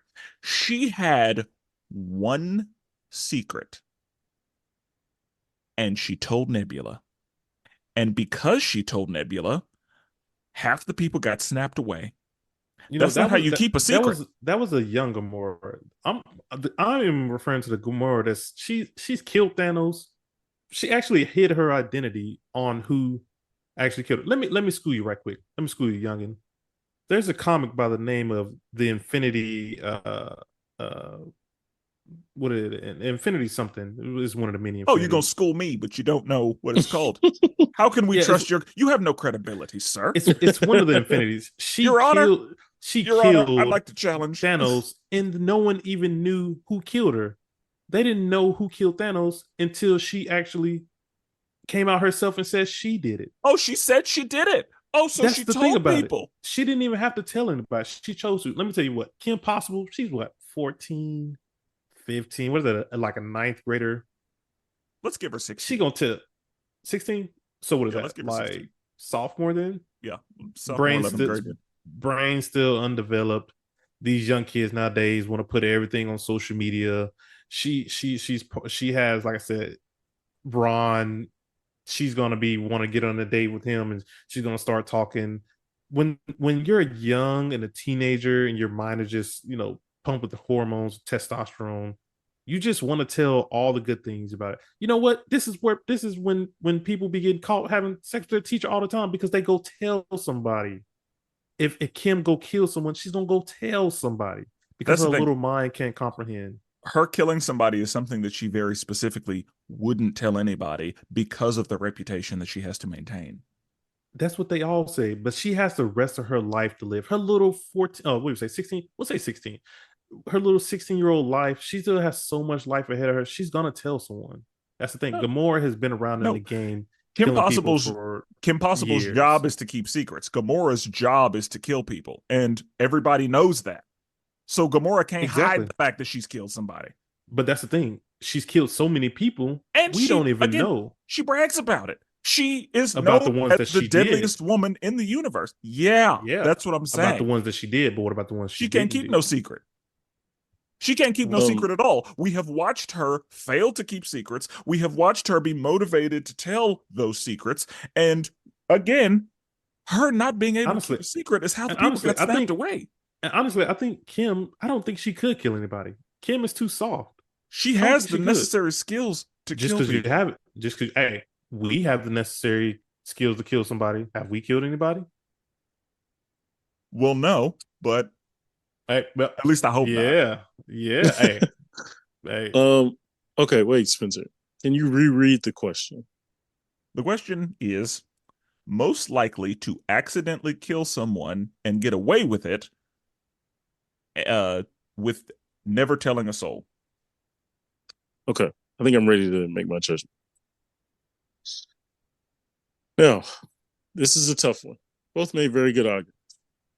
But if I'm taking the question literally, most likely to accidentally kill someone and then not tell anyone, right? That means I am not a trained killer, right? This means if I'm a trained killer, I don't accidentally kill someone. That's just not like if you're skilled, right? So if it was most likely to kill someone, I think Gamora wins for sure because she wouldn't tell anybody. She's isolated, right? We know that, especially the Gamora, the version of Gamora that Jordan's talking about, this isolated, not necessarily trying to prove herself to Thanos. But the question is, accidentally, Jordan, you pointed out she's soft, right? I don't think she's gonna pull that trigger either, right? She's an agent, but young. You know what I mean? She does probably got her on the little soft She would missions. tell somebody. Okay, my bad. Let me go She ahead. would tell Continue. somebody potentially, but I think she's definitely more likely to rather than just kill someone. She would accidentally kill someone and probably feel What's the terrible second part about of it the question? What's the second part of the question again? and not tell anyone, right? Yeah, that So I think because she killed someone, which she would not do on purpose, right. accidentally killing I someone agree. would motivate her more to not tell anyone because Her job is keeping secrets. yeah, and she's Kim Possible. Like that's not her natural thing, right? If she accidentally kills a child, she's not gonna be like, "Hey, everyone, I killed a child." Like she's not gonna do that. So She's gonna tell Ron. I think in this particular instance, due to the question, I think we got to go with Kim Possible. It's a tough one because Wow. Jordan, you got a literal assassin for a question called Wow. accidentally killing I'm someone. sure It's Gamora tough. accidentally kills people all the time. You know, you push a crate off, hit somebody by accident. Wow. She didn't realize she did it. She still didn't tell Yeah, nobody. Gamora is not that sloppy. Wow. Accidents happen. But okay. Okay. Alrighty. For the next one, it is going to be Brandon arguing first. I will argue second, and Jordan will rule.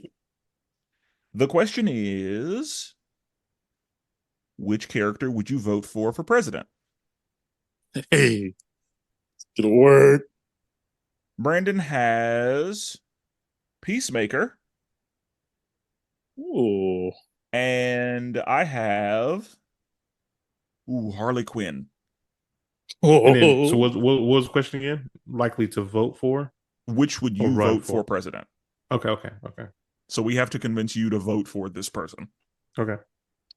And wow, All right. how we ended up with two people in the Suicide Squad, I have no idea. But exactly. All right. For Peacemaker, right? We watched this show. We watched even the movie. Peacemaker is all about trying to do the heroic thing, right? Trying to make sure America's first. He's always about America's interest first. Now, he may not go about it the right way. Hehowever, we've seen many of presidents have the right, you know, have the want to do the right thing, but maybe make a mistake here and there. They're human. That happens. But I think the most important thing is we want to vote for someone. We want someone who's in there for America's interests, right? He's obviously a conservative. I think we all know that. So he's gonna, Jordan, you're a Christian, sir, right? You're gonna go for Amen. something a little more Christian values. I believe Peacemaker would go for more of a Christian value. I mean, it's unfortunate, but and some would call it fortunate that he would probably have a harsher justice system for those who break the law.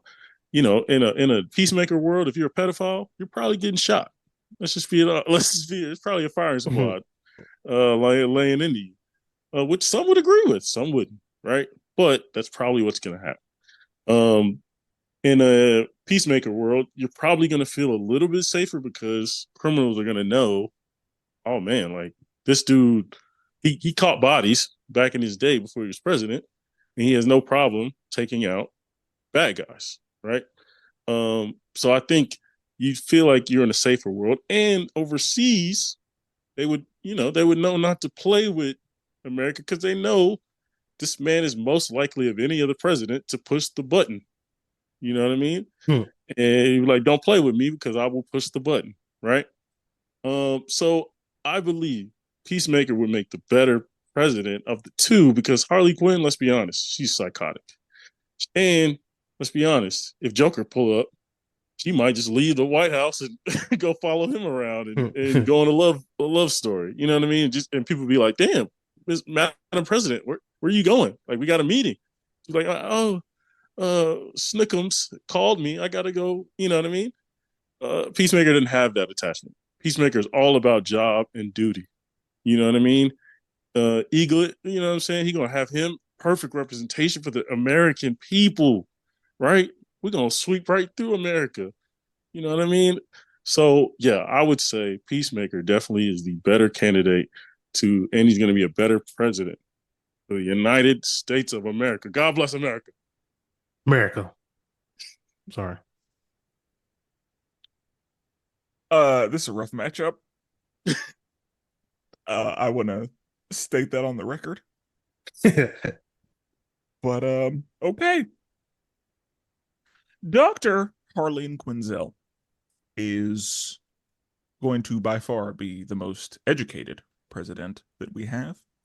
Dr. Harleen Quinzel has a pulse on what the people want, what the people need, where the people's psyches are.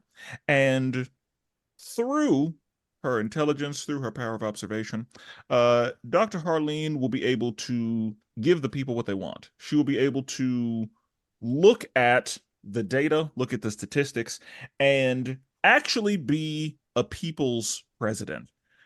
Because one thing that we see a lot of with conservative presidents is they have their own agenda.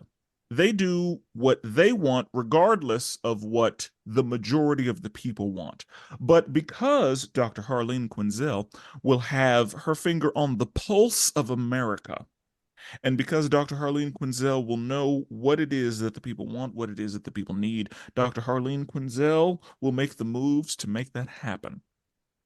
Because Dr. Harleen Quinzel will be the people's president, not the president for only the conservatives, not the president who is going to just threaten everyone with the button, but a president who is tough on crime. We have a president who has been through some trauma and who has come out of it on the other side better. We have a president who would be making moves in the right direction. We have a president, despite her past, she is here for the little guy, here for those who are smaller, for those who are weaker. We have a president who's going to do what she can to defend the little guy and to make sure that the people have everything that they need and everything that they want, because that's what the president is. The president is a representation of the people, and Dr. Harleen Quinzel will represent the people, where Peacemaker will only represent the elite. And also Peacemaker has, historical racism in his blood. Mm. We don't like that. We don't like Mm, the fact that he comes from the clan. you know what? Okay. May Mm. I counter argue? Oh yeah. Hey, you May I guys have a have the moment? floor. Okay, first of all, let's address the racism because that obviously was thrown out there very viciously. Big Um, ticket. Yep. his father, he rejected what his father did. He rejected following what his father did. He actually went up against his father to directly go against that. Right. So let's shut that down. He's not racist. I'm really glad that we had that talk because that's the whole reason I brought it up. Because Harley did the same thing as far as the Joker is concerned. She Mm, realized how toxic that shit was, and she made efforts to get as far away from it as she could. It took a minute. a long time, and It took a minute, I and want that's to I want okay. to I want to say that we are talking about when the question was asked, which character would you like for president? We're not talking about Doctor Harleen Quinzel. We're talking about Harley Quinn. Now, I don't know about you. I, I would be a little afraid that Harley would, what I mean, put Joker as our vice president, right? How dangerous would that be, She's right? Mm. She would definitely do that. we're talking no we're She talking about a definitely would do Harley that. that is very done with the Joker. We're She talking definitely about the would do that. Harley that has nothing to do with the Joker at this point. We're talking about the Harley who Also, has healed from the trauma and the bullshit that the Joker brought. We're talking about the Harley that hates that man and that wants zero to do with him. eh, most of her stories has Joker in the background. Just saying. Um, when I walk through a comic No, shop, I if we rarely get to see pick which her version of this we're without the dealing with, without, we're and her we're talking origins about start with the Joker.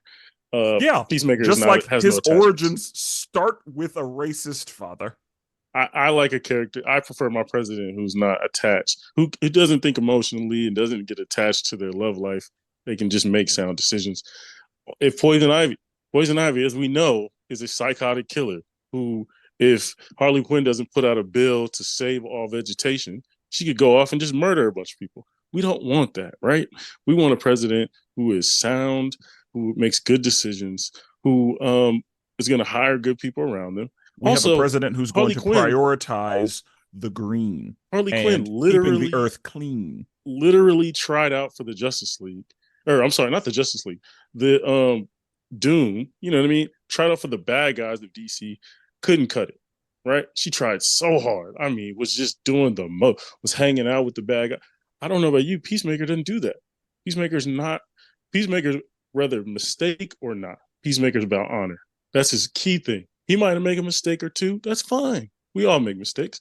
But we all know Peacemaker's heart of hearts is to be about honor and about justice, right? So I And think Harley gets there too. It just eh, takes a minute. No, she her, does. Harley her chooses presidential term is going to be over by the time she figures out no, she don't want to be with Joker anymore. Harley chooses to be a hero. Harley chooses to save people. Harley chooses to be better because Harley knows that the people need it. Yeah, And man. Harley going to be beating up her chief We of see staff with a Harley's bat. face turn. I think I have a decision. There was a couple factors and some external factors that I had to consider. Um, Spencer, you brought up the racist past. That is a big deal for me as a voter. That's a big deal for me. Brandon did rebuttal and say, that was his father, and he chose to reject that. I understand that. I'm sure I have many friends in my life who might have started off not liking the colored folk, but these days they are changed people. So I can see that. Okay. Uh, Brandon, you also brought up the fact that Harley may choose Joker on the cabinet, and I would have to agree with that. That's a tough thing to do. Uh, I don't know if I can live with Joker on the cabinet, We're but past I that. did Poison some Ivy would little. absolutely be on the cabinet, but the Joker would not. I Poison I Ivy's going to had be to on that do cabinet. some. I had to do some She's going to research. be the Okay. Secretary of the Environment or whatever that one is. Uh, do you guys know how old you have to be to run for president? 35. Do you know how old what's your girl's name again? Harley Harley Quinn. Quinn. Do you know how old she is? I know that if we're dealing with an older Harley, she's done with the fucking Joker. So at least there's that on my side. She's 32. That's the thing. Uh Mm. Peacemaker was born in So 1981. say so in 3 years, whenever she's eligible, she will have made a lot more Well, positive this is the change and a thing. lot more peace. This is 2024. I have to vote in November. And also, uh, if we're talking about versions of characters, Harley Quinn was a grown ass woman in Year of Our Lord 1992 in Batman the Animated Series. So to say that Okay, she's a certain I'll age, give you that. I'll give you like that. I give it to you. I think the biggest argument was Peacemaker will be able to press that, but Peacemaker is going to be for America. I do believe that Peacemaker loves America. I do believe he will get. I don't know if he's gonna get gun control under control, but the bad guys in the other countries of the world would know we mean business. oh, We stand on big business. gun Yeah, control it'd would be be wild. wild under Yeah, it'd be Peacemaker. wild. But It's I already would wild. rather, yeah, I would rather deal with that versus potentially Joker and Poison Ivy on that cabinet where I don't know what can even happen to America. I can't live in that world, and for that, I have to go with Brandon. Let's go. Let's go. Solid There was, argument, Spencer. Solid. but there was no way to argue Harley out of that corner. Yeah, she's just Yeah. too crazy too. Like, She got problems. that's not the question I wanted Harley for. Yeah. Honestly, I didn't want to have to argue for Harley at all today. But I wanted that question. I didn't know what character, obviously, but I was like, all right, I want that question. But to get Peacemaker, come on, man. That that's That's wasn't good in to fine. bring up his dad though. That Like, was a good one. that was again, a good one. I did what I could, Yeah. but yeah, that was again, Harley's a tough sell Yeah. on Yeah, that that one. is crazy. Like again, against almost anybody. Yeah. For Facts. that's not the question you want Harley for. Especially someone like extremely pro America is like, all right, I can get my political bag pretty quick. Yeah, like there were a lot of people that we've already talked about that I would have been able to do much better for. I would Yeah. rather vote for Peter Griffin than I would Harley Quinn. That's what I'm saying. Like on Yeah. like as far as everybody we've talked about, she's near the bottom Yeah. Yeah, of And not because she's a woman, guys. I know somebody out there is gonna be like, oh, she's I crazy. didn't no, even it's not. consider that. I just considered that she's just crazy. And She's crazy. I didn't I didn't bring it up. Yeah. I definitely thought about it, but I was like, this is Jordan. That's not the move. Yeah. Nah, she's just crazy. Yeah. If you get a There's no way you solid, vote for that. yeah, if you get a solid, yeah, you just got the Wait. craziest Quick sidebar. Who'd you vote for, Joker or Harley? Harley. Harley. Yeah, I go Harley. Yeah, okay. The Yeah. Joker's a different level of crazy. Yeah. Yeah. Joker would, yeah, it'd be, we'd be like Venezuela in here. It'd just be just mass chaos. Yeah, like it. Oh no, Yeah. I'd vote for Lex Luthor before I voted for Joker. Oh, 1,000%. Yeah, Easy. Yeah. like okay. So for the next one, we have Spencer, I'm sorry. Are we keeping a tally? How many wins? yes, I'm keeping track of who's winning each matchup. Okay. All right. Um, so for the next one, we have Jordan arguing first, Brandon arguing second, and I'm the judge. The question is, who is most likely to fart in a room full of people and blame it on someone else? Oh, this is definitely Jordan's bag, but we're gonna get after Wow, what is that supposed to mean? That's crazy. it. That's crazy. Whose question? Who made this question? I did. Oh, Yeah, nice. look at that. Look at that. That's crazy. Because I wanted the questions to be pretty across the board. Yeah.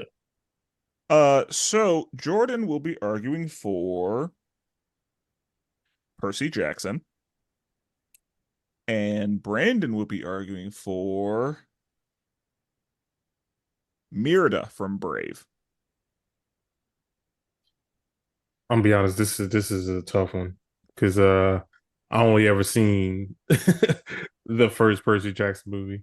So we What's the question? Okay. Who would fart in the room and blame it on somebody else. Yes. Who Okay. is most All right. likely to fart in a room full of people and blame it on someone else? Okay. You know, I think I can work with this. the good thing about having Percy Jackson, I will say that he is a child, and because he is a child, childs do childish things. So he will definitely be one of those guys like, hey, Drake, watch me fart, and I'm gonna blame it on someone else. And so he's just gonna walk past somebody, he's gonna fart, and he's gonna be like, ew, Drake, why would you go fart? And so he's just gonna be still that childish kid. He is a god, and gods are also childish. We know the Olympic gods, they play a lot of tricks on people. They change into animals, they take different forms to play tricks on people, to take advantage of the people. We know that's what the gods are. Hell, that is how Percy even got in the situation that he's in, is because a god tricked another person. And so for him to be half god and he's a child, he's 100% childish, and he would do something so immature like farting and blaming on someone else, thinking that it is funny. And that is my argument. Okay. Brandon? Um, a lot of this stuff is about culture, right?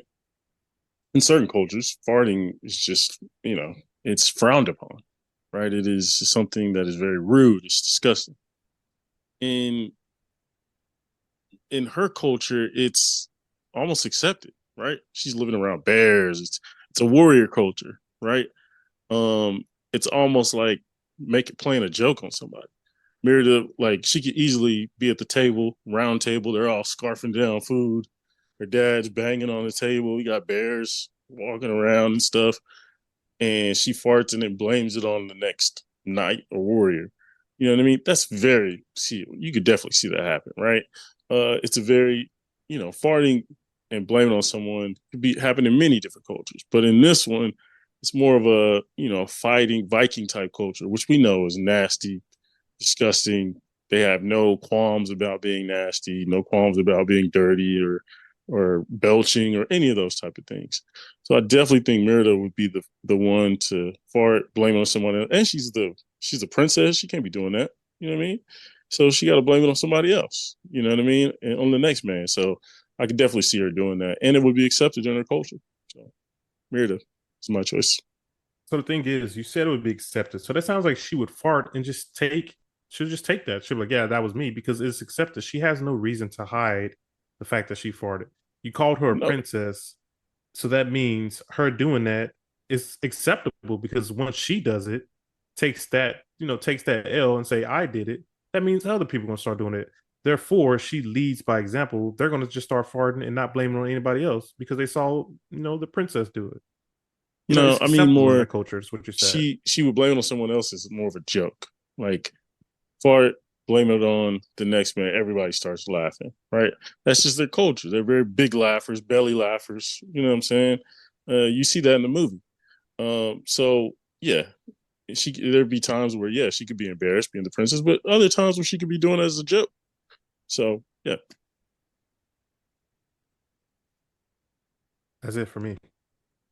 Okay. Um, all right. For this one, Jordan had a surprisingly compelling argument, bringing in the fact that gods are tricksters. And the he isn't a argument, trickster, but but the argument that he made for Mirda actually taking the blame for it makes sense also, because her whole thing was going against like what is to be expected. And so for him to say that she would absolutely like take on the fact that she did it because like that's not what princesses do, and her whole thing in the movie was like, nah, I don't do what princesses do. Uh that's that's a strong point.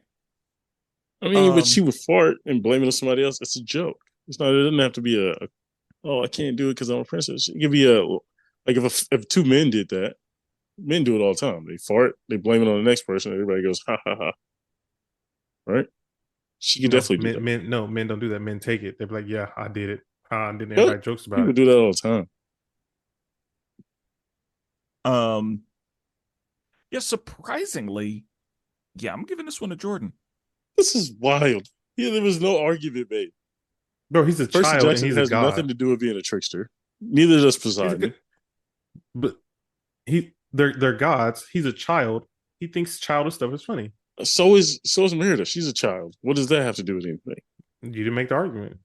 Well, yeah, and the thing again, it would be a situation where like Mirda would do it, and then all of the men would be looking around like, all right, who was it? Mirda would say, I did it, and then everybody would be like, surely you didn't, because women don't do that. Right. And Mm-mm. like that's probably how that would go. Are giving the men too much credit, and you're giving Poseidon, the god of water, too much credit as being a Hey, trickster. hey, he's the one who transforms into different animals, beds women. Hey, can't help it. Poseidon's got some problems, but yeah. Um, okay. Wow. For the next one, uh, I'm going first, Jordan is going second, and Brandon is the judge. The question is, in a zombie apocalypse, who do you think would win? I am arguing for Sue Storm, and Jordan is arguing for Maui of Moana fame. Also, by this question, I realized like when I typed it out, I meant to say who would survive by when. I was Like, just about to Okay, ask. Okay. yeah, who would that's what I survive. figured. Okay. Okay. Okay. So, uh, Sue Storm. Sue Storm is gonna do well in a zombie apocalypse for a couple reasons. As the Invisible Woman, she will be able to successfully hide from the zombies. Like, not gonna be an issue. She can create force fields, literally gonna like the zombies can't do anything. Like she's the perfect person for a zombie apocalypse because the zombies can't get her at all. And we know that she can produce force fields like inside of somebody and then like open them up. So if she needs to be a zombie hunter, a zombie slayer, she could just make a little tiny force field in their brain, open it up, they're dead. And she's the perfect person for a zombie apocalypse. There's nothing the zombies could do about her. Like they couldn't get to her. They wouldn't be able to find there's nothing zombies can do. Zombies are mindless virus spreaders. And not only is finding her going to be impossible for the zombies, but getting to her is going to be impossible for the zombies, and living against her is going to be impossible for the zombies. So, yeah, surviving a zombie apocalypse is very, very light work for Sue Storm. You know what? Before I get into my rebuttal, I'll start with my character. So Maui, the god, the perfect thing for Maui is he can literally transform into a bird and just fly. He can just fly. Like nothing's gonna touch him. Another thing is he can live on an island by himself and survive.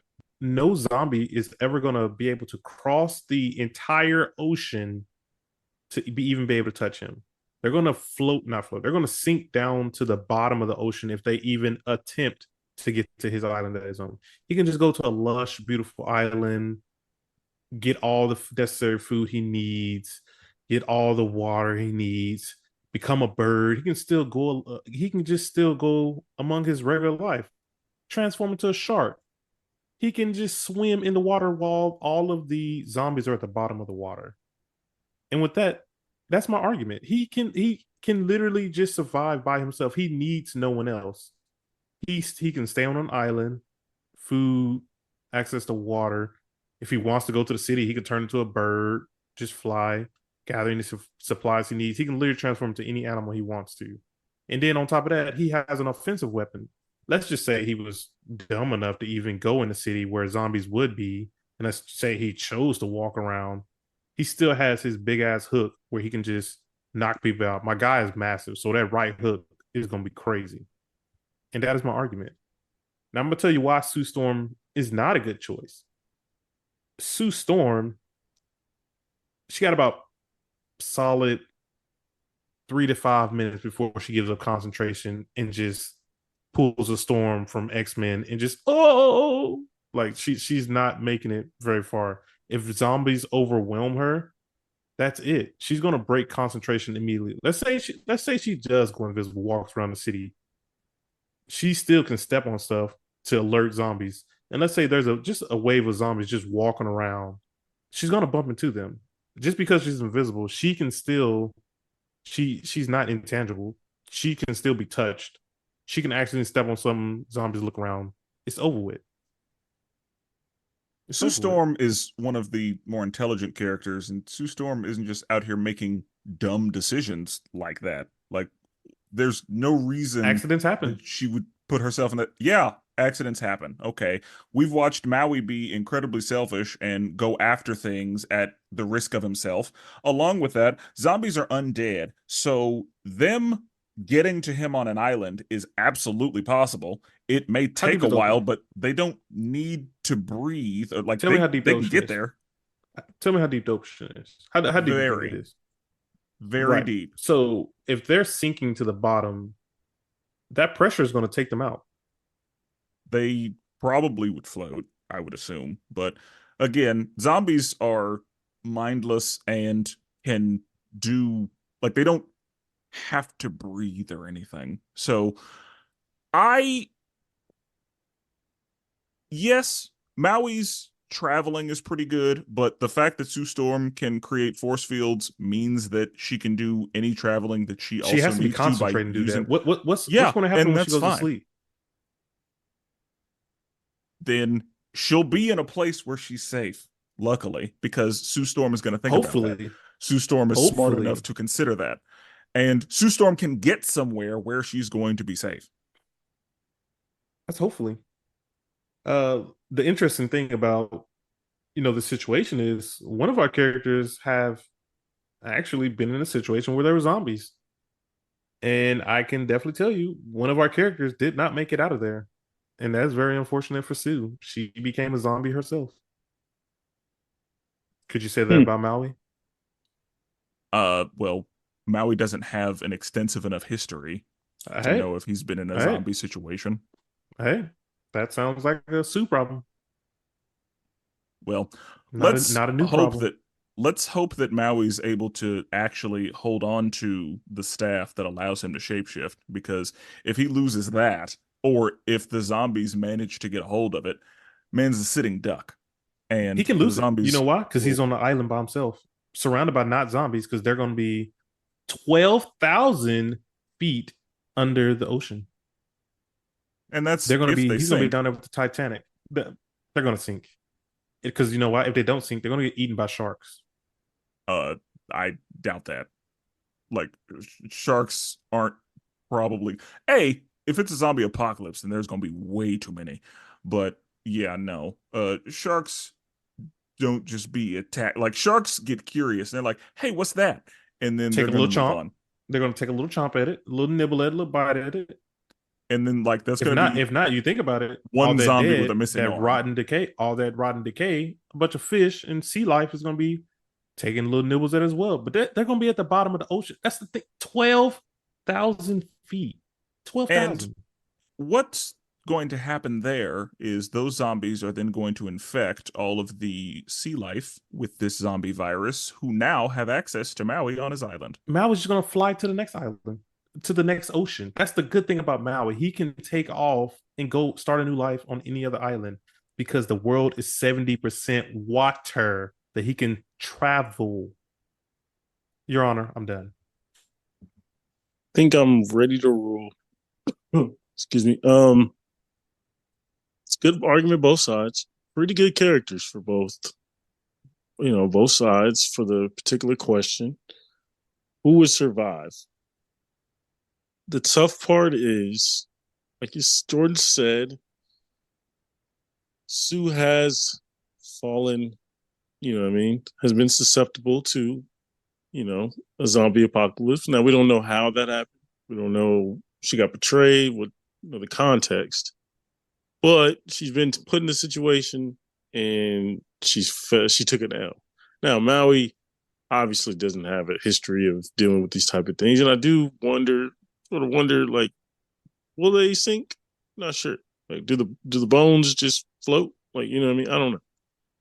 But I think the biggest thing is the travel component. It's kind of hard to it's kind of hard to argue against. Now, I will say, I thought Spencer would make an argument for the Fantastic Four, like Tower, and her using that as sort of a like locking herself in there to where she don't have to deal with that.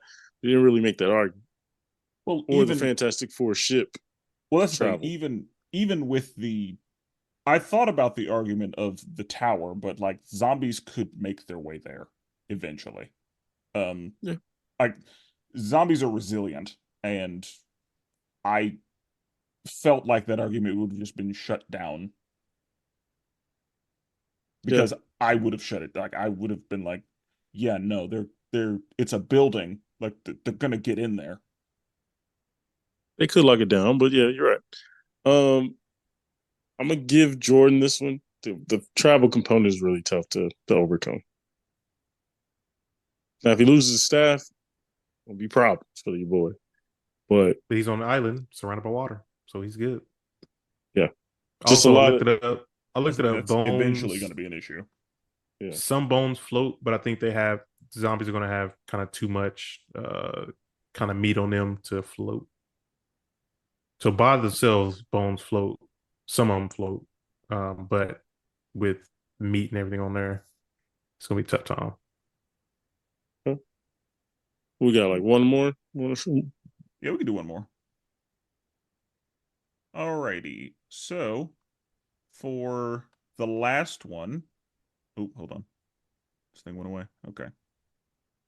For the last one, Brandon's going to argue first. I will argue second, and then Jordan will be the judge.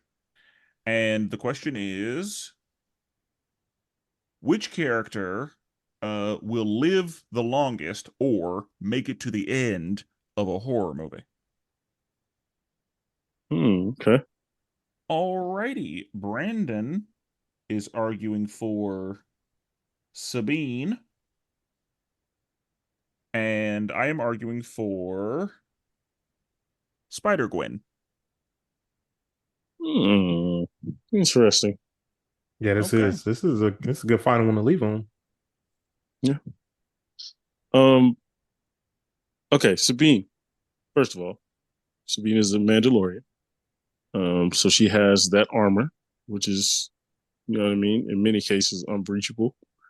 Um, she also had the dark saber um in Rebels. She actually found was the first one to find the dark saber again in that temple.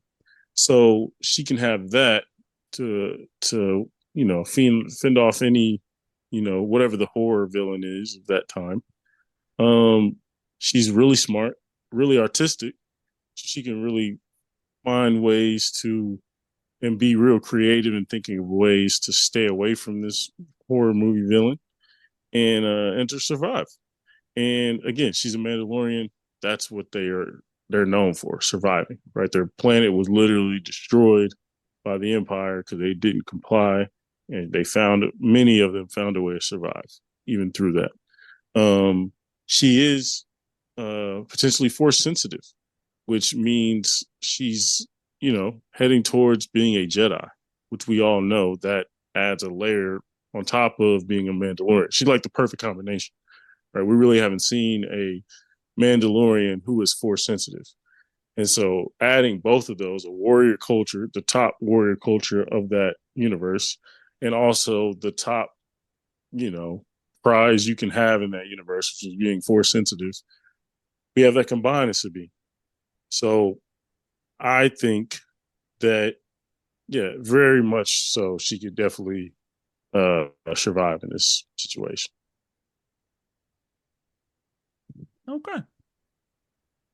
Well, we have Spider Gwen, who is a spider person, which means that she has Spidey sense.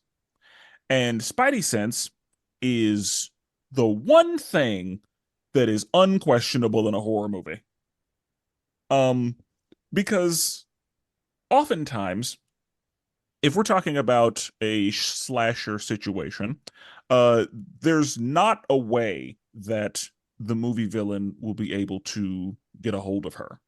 If we're talking about something supernatural or something otherworldly, again, we're talking about a spidey sense that is going to protect Spider-Gwen in just about any situation she's in.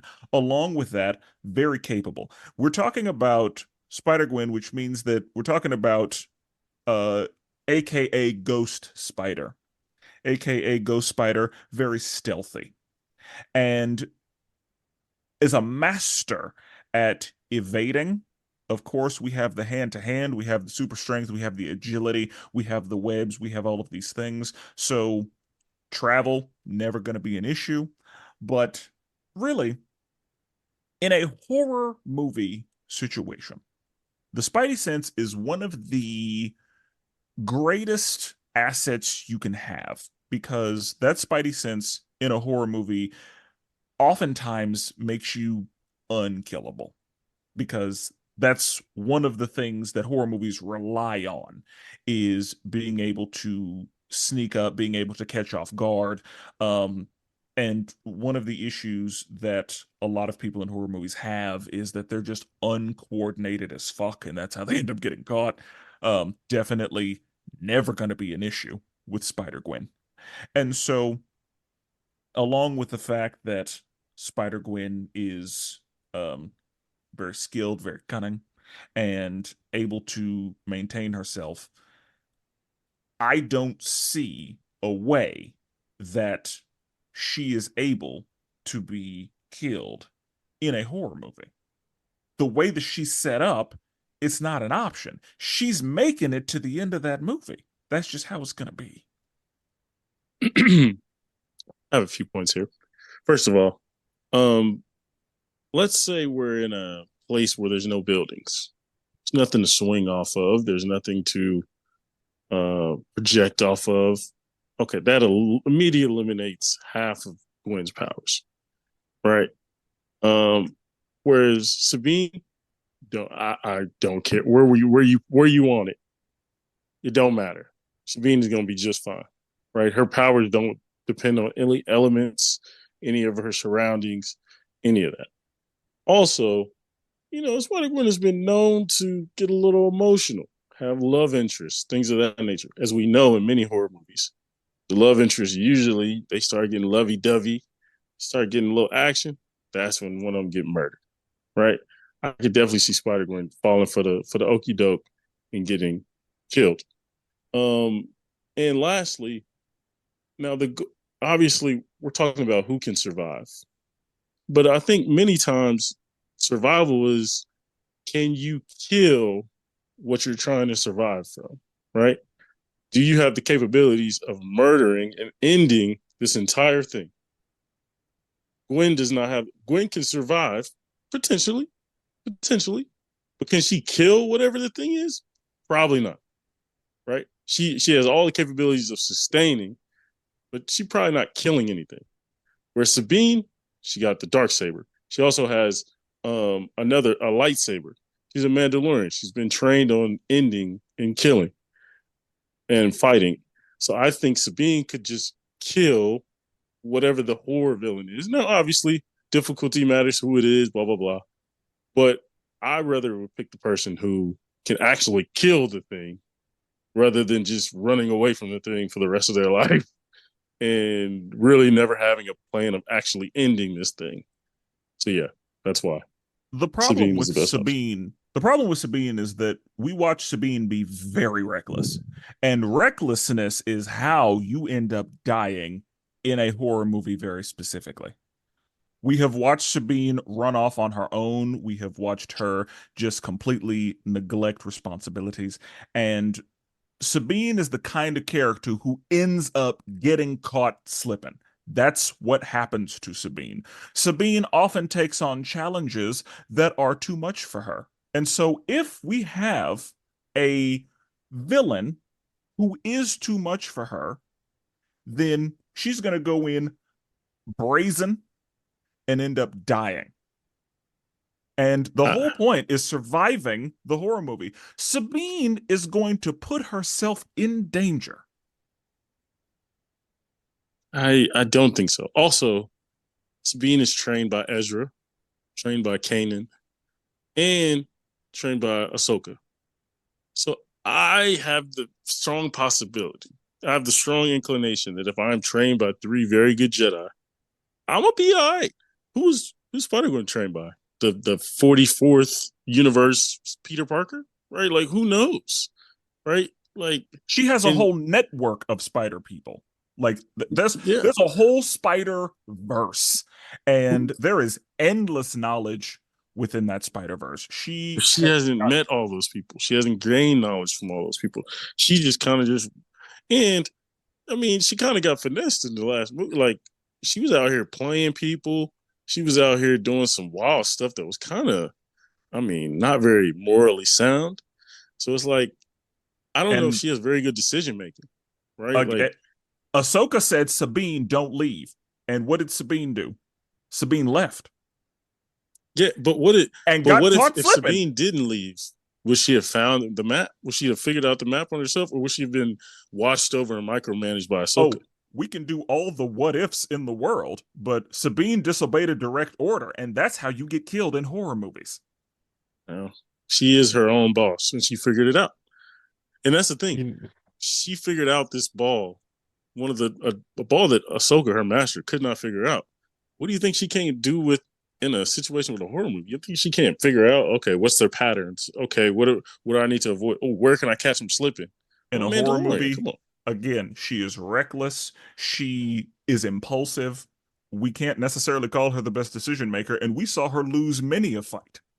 So I To don't other know how well Jedi, she's doing in a horror movie. to this is some good arguments. I'll be honest. This was a good one to end on.